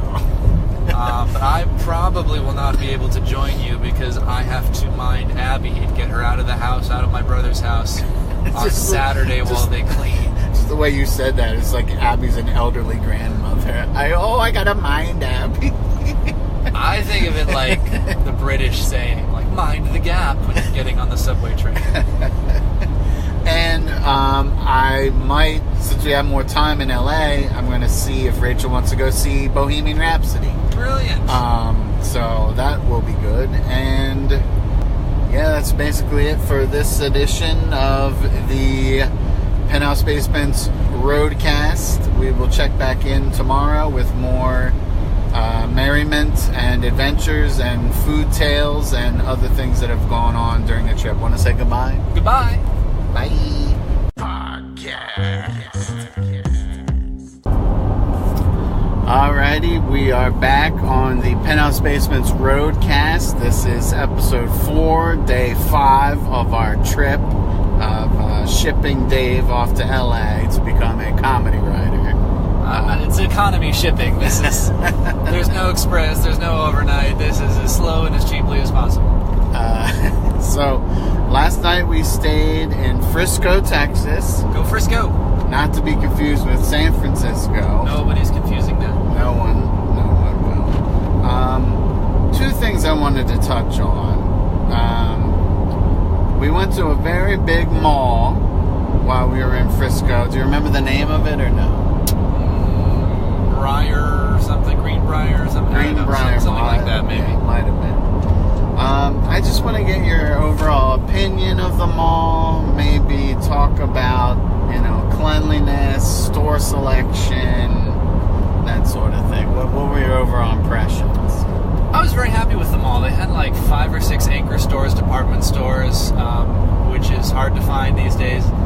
And I like the layout, that there were not like a bunch of long arms where you felt like you had to go, all the way down there just to see what's down there and then come all the way back. It was just like a central channel with some smaller arms.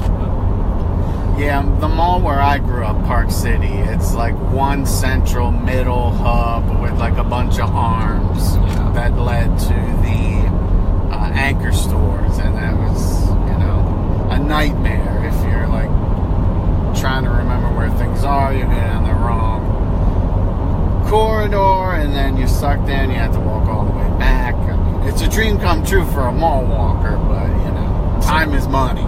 Right. Sometimes you just want to wander. Right. But you don't want to waste time and wander down somewhere that will be unproductive. Yes.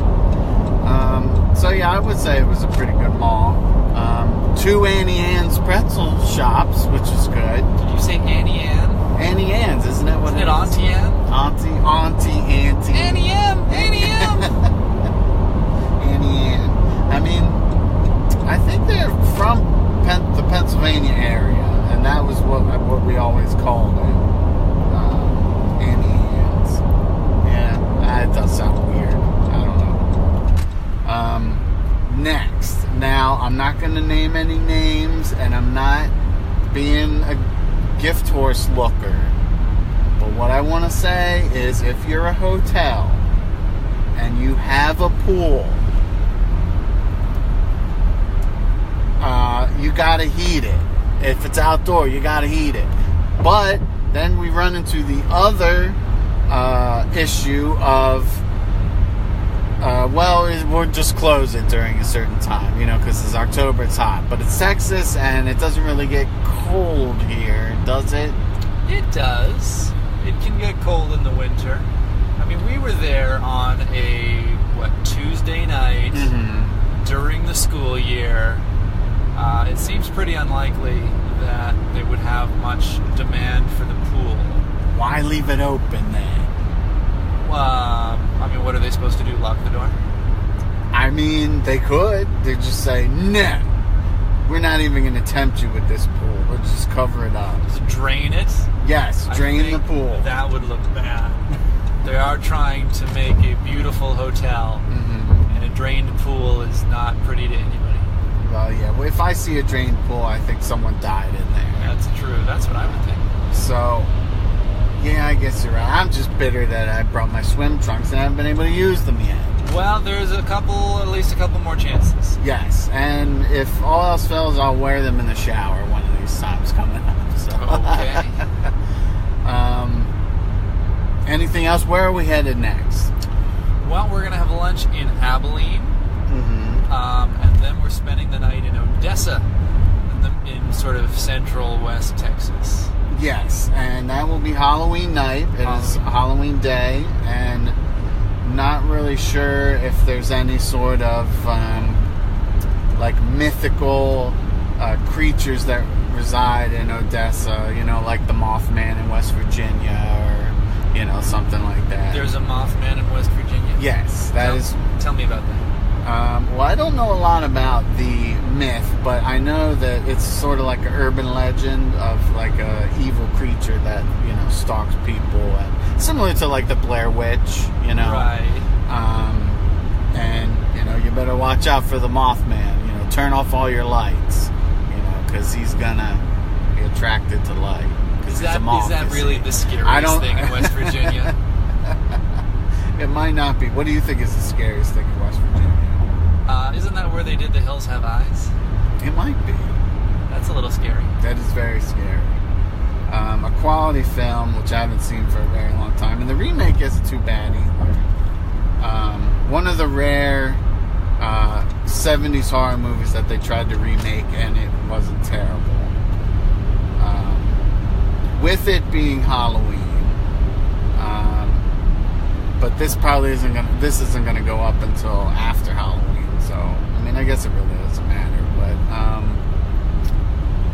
you have been to big Halloween parties before, have you? Yes.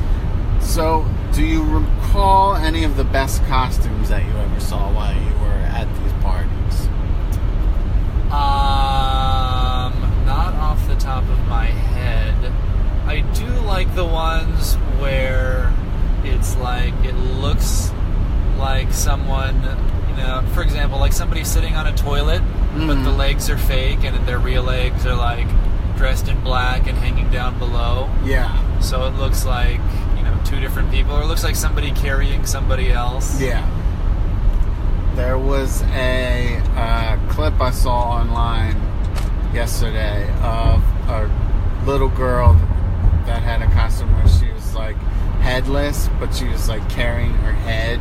Nice. It was really, really well done. Those I think are really good, and I did see one on a dog once in a little parade, where the back of the costume appeared to be another dog, and the middle of the dog appeared to be like a Christmas gift box. So it's like the two dogs were each carrying the ends of the box. That's good. That's really cute. Yeah. And you're combining holidays with a costume. Yes. That's awesome. We went through a little bit of rain. We survived. The clouds are still very dark and ominous. It was crazy, the thunderstorms that they have here. Big lightning also. Big lightning. Just like pours down rain for a minute and then it's done. Yeah. Now it's as if nothing happened. Lots of sky.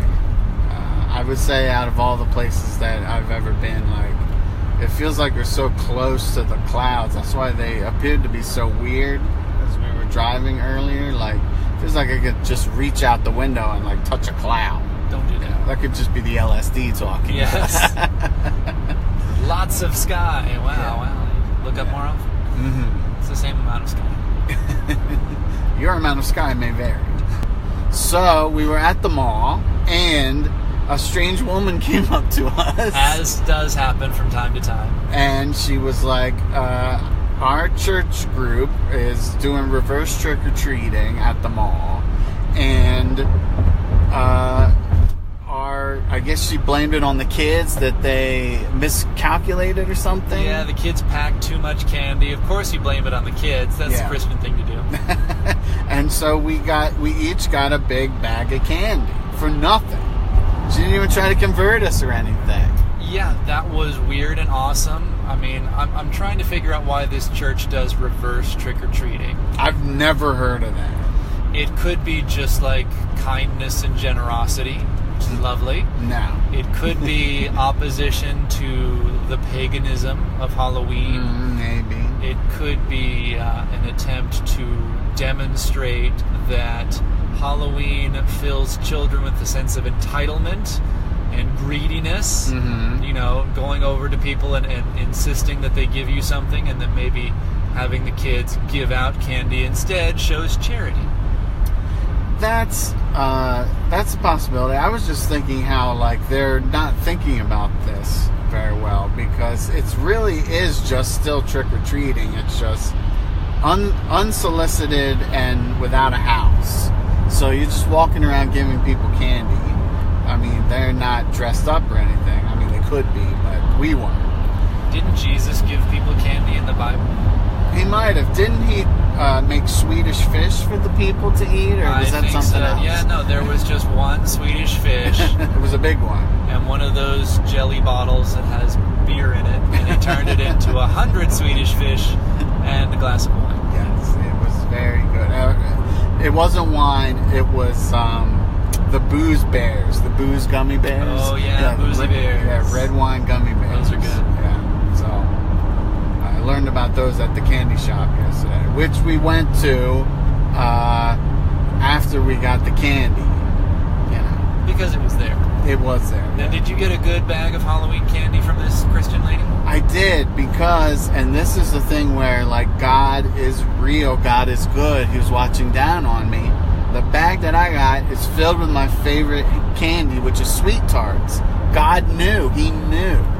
What do you like about the sweet tarts? I like the sweetness and the tart of the sweet tart. Because they're arguably kind of chalky. Yeah.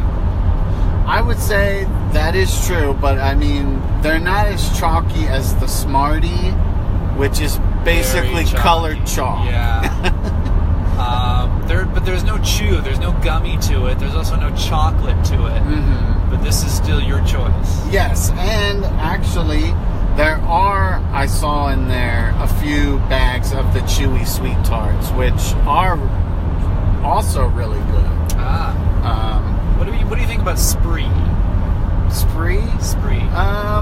Spree's fine. I mean, I don't think they're sour enough to be, any head and shoulders above the sweet tart. What about you? I like Spree. I think sometimes they are sour enough, but I think I'm like you, that I do have a taste for the sour candy ever since I was a kid, and now that I'm a grown man, it's a little weird, but I still eat it.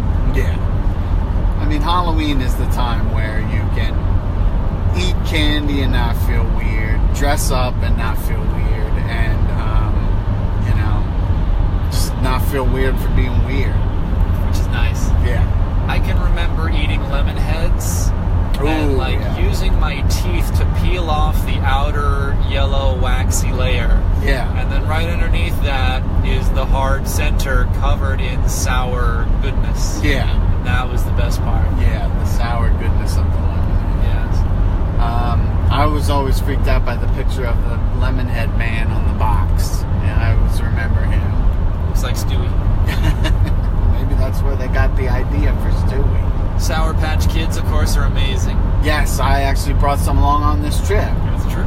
And they are running out of ideas, I guess, because the gimmick for the bag that I got is that the colors, it's like mystery colors. So, like, you could be eating an orange one, but it could taste like a red one. I think that's a legitimate promotion. It's a trick or treat scenario where you get the lemon that you thought you were getting, or you get, oh my god, it's strawberry. Yeah. I mean, that is a legitimate trick and or treat. There's Canadians. They know what they're doing with their candy. Yes. I love the rings, the peach rings, the apple rings. And the sour orange slices, those are really good too. Those are good. Was it Warheads? Warheads are good. Crybabies also are good. Yeah, those are good for like a few seconds, but then they're not sour anymore. Yeah, the Crybaby gum, the flavor is just like, it's non-existent. You're just getting it for the sourness, I suppose. Yeah. And then the staple of the fun size Snickers and Reese's. Snickers has never been my thing, but I do love a good Reese's peanut butter or Reese's Pieces. Yeah.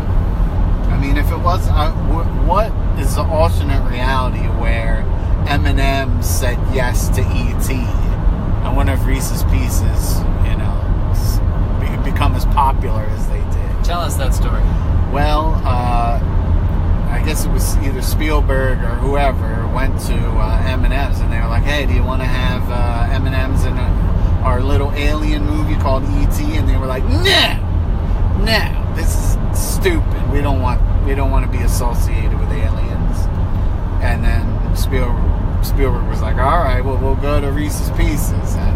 Which is crazy because this is what, like the early 80s? Yeah. Spielberg had already been hugely successful with Jaws, possibly with Poltergeist. Yeah. And, oh gosh, still they chose to not participate. It's like, why?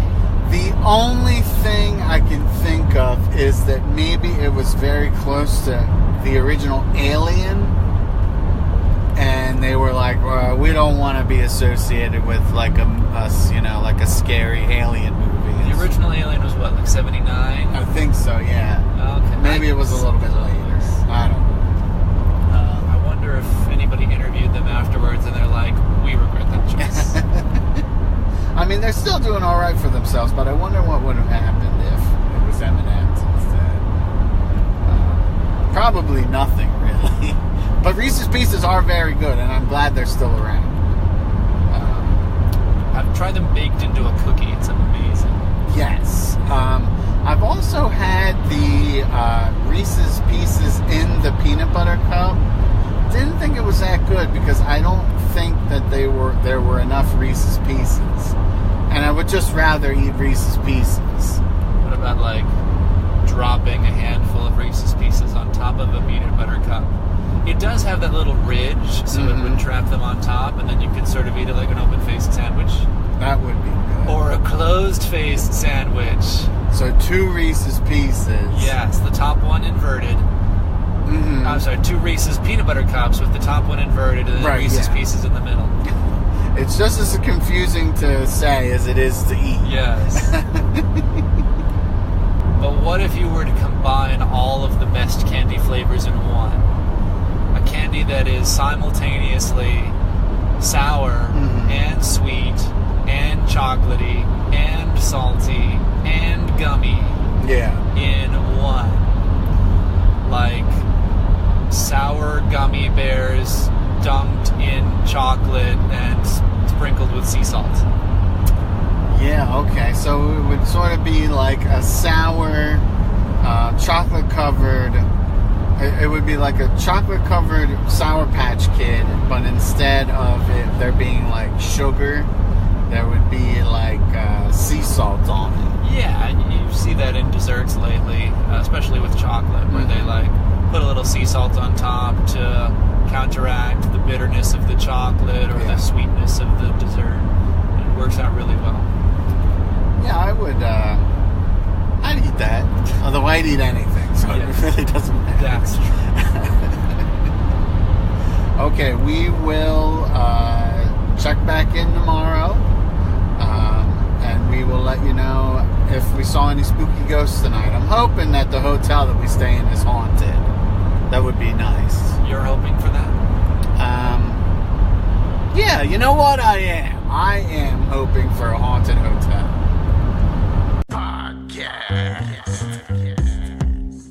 Back on the road.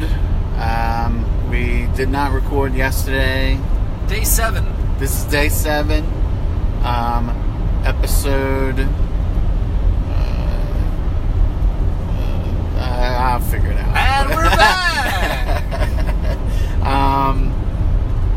Yeah. Fun trip so far. New Mexico, Texas, beautiful scenery. Yes. Particularly here in New Mexico, I think. Because you can feel less guilty about liking the scenery if you lean blue in New Mexico. So wait a minute. If you're enjoying the scenery in Texas, you feel guilty because parts of that state are red. Well, and there are other issues too, like the oil refineries.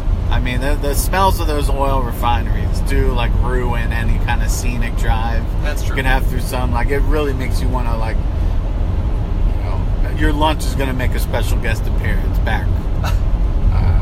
Well, I think you had some particular, like, personal nausea issues as we passed those oil refineries in Didn't Texas. make them better. Didn't make them better. Did not help. So I had like a horrible headache, and the headache was so bad it made me nauseous. Why did you have a headache? I think it might have been because I hadn't really eaten that much. But I couldn't eat because I was feeling nauseous, and I guess maybe, I don't remember what we had for dinner the night before, but I might have eaten something that wasn't good, or maybe it was like breakfast that morning, but wasn't really feeling like I had any kind of an appetite, because also felt like I might shit my pants also. So you had possible vomit, possible shit, horrible headache leading to the nausea. It was like a tornado of bad. I don't want you blaming this on any of the excellent restaurants that I have selected during this trip. It might have been like a breakfast at like a hotel or something like that, you know, where you're rolling the dice with the hotel breakfast. I mean, it's free, but, you know, you never know. I haven't had any problems. But we did survive the biblical rains of Central Texas. Yes. And the rains inside of your digestive system. And the possible rains coming out of my anus. Nothing happened, though. Nothing happened. Picture that, podcast listeners.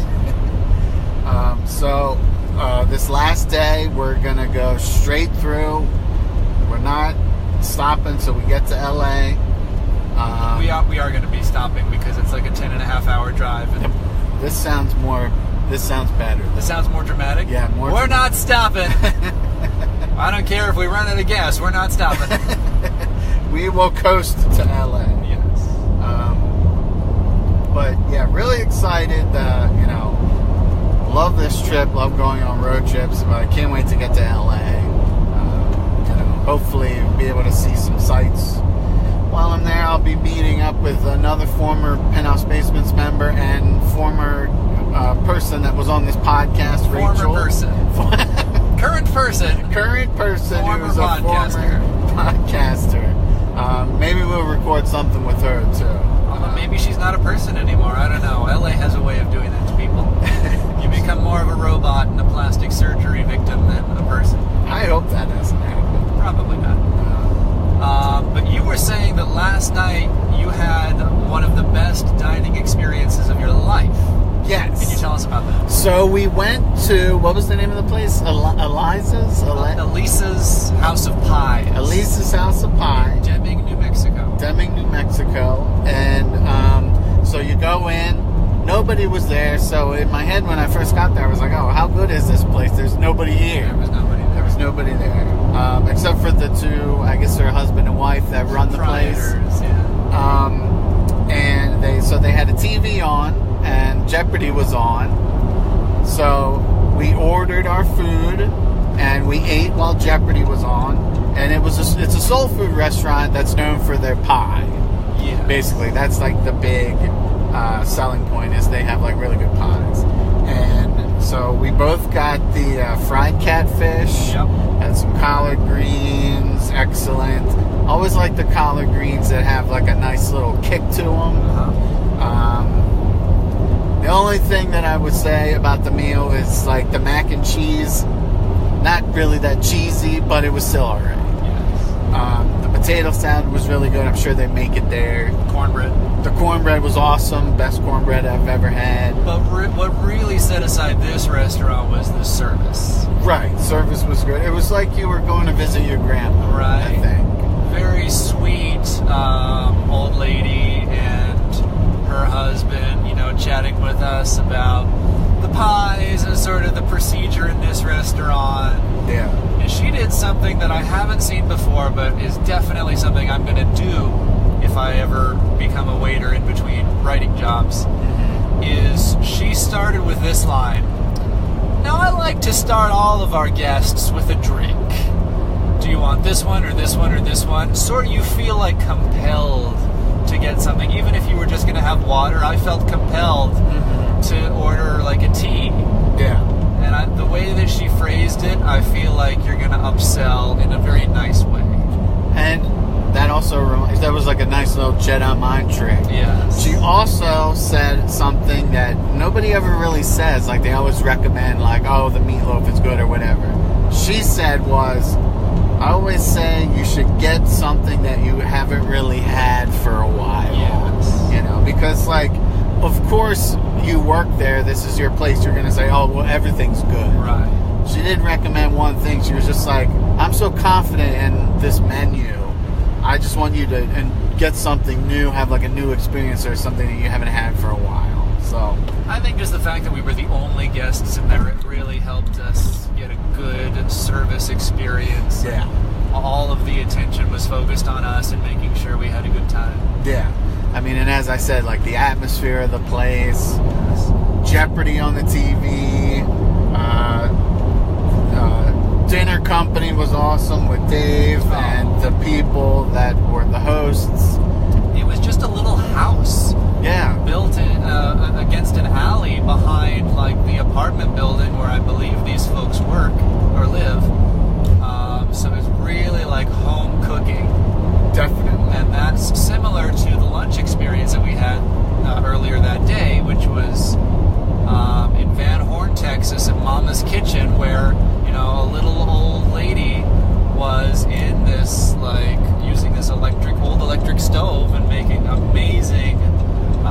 chili and red chili, and you had the burrito. Brisket burrito, yeah, So really good.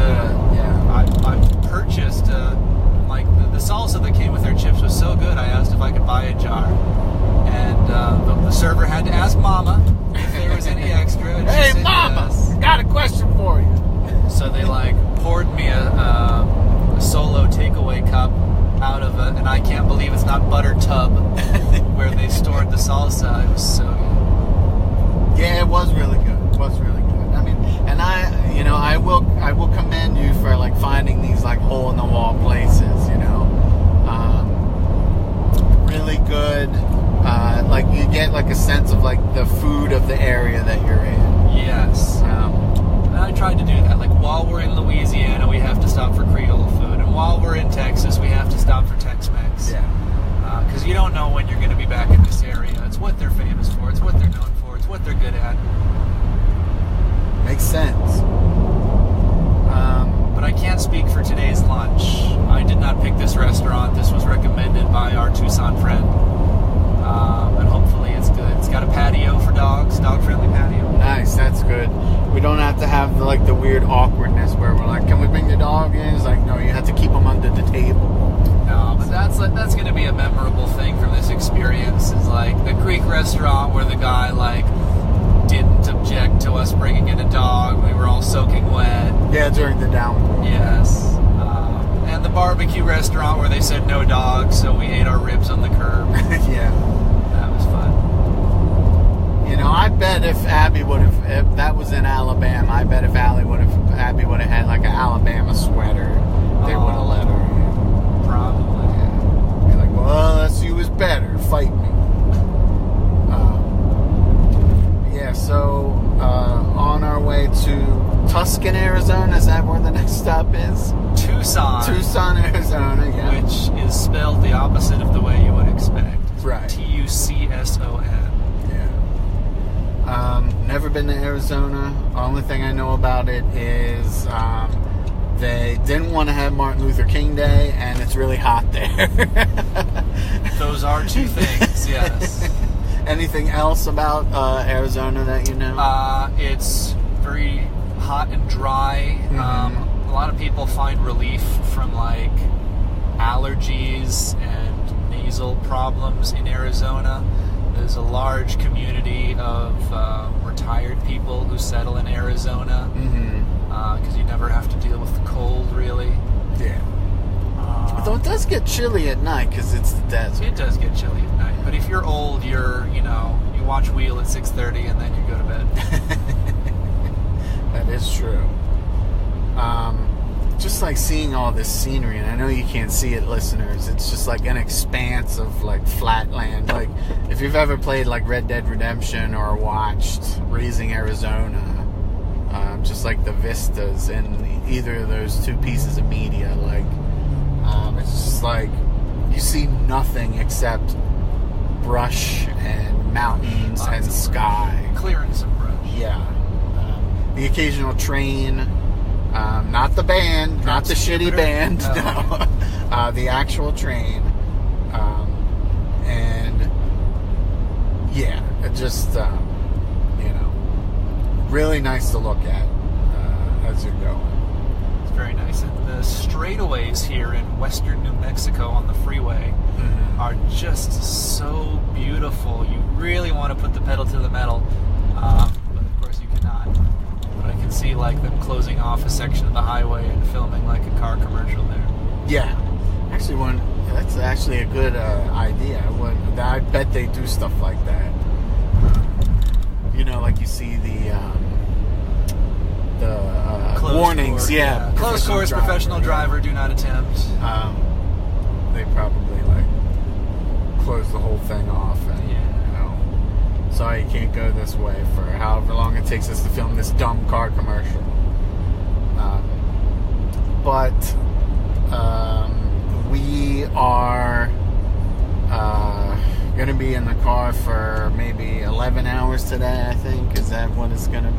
It should be about 10 and a half hours of driving for you. Yes. And then I drop you off near Rachel around the Hollywood area, and then I have to drive to my brother's place about another hour after that. picture it. This is what's going to happen. Sicily, 1912. You drop me off in LA, in Hollywood, Yes. and I am struggling with my bag. I'm like going along, and a producer sees me, and he's like, "That kid, he's got gumption. We're going to put him in our next movie." And then I'm in a gay porno. That's how it starts. Those are all filmed in the Valley, not in Hollywood. I've heard. I don't think we've talked about this on air before, but any favorite spots in LA that you recommend to go to? For Just sightseeing or anything, really, that you have done. yes, well, I recommend Santa Monica. They have a wonderful pier and beautiful beaches. How far away is that? That's not far at all from where Rachel is. Maybe a 15-minute drive, I think. Nice. I recommend Alvera Street, which is sort of Little Mexico by downtown LA, by the train station. Hollywood, of course. You see the Hollywood sign. You see the Walk of Fame. You see Mann's Chinese Theater. Those are a lot of I want to see that. famous attractions. Observatory? Griffith Observatory. Yes, very nice. Terminator, I think, was there. Or what else was there? A lot of stuff was filmed there, I The think. TV studios. You can get a tour of the various TV studios. I think Rachel was talking about that. Ooh, that could be a possibility. There's a lot to do in LA. Yeah. I think I'm making Rachel dinner tonight, and then pretty much all day Saturday we're just gonna do whatever the fuck we want. So.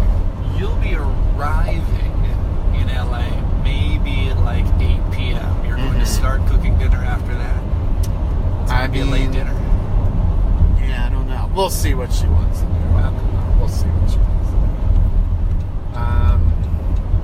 Because I don't know if she will have eaten. I haven't really talked to her about the logistics of that. All I know is I told her that get whatever ingredients you want and I will cook you a thing. You kindly offered Yes.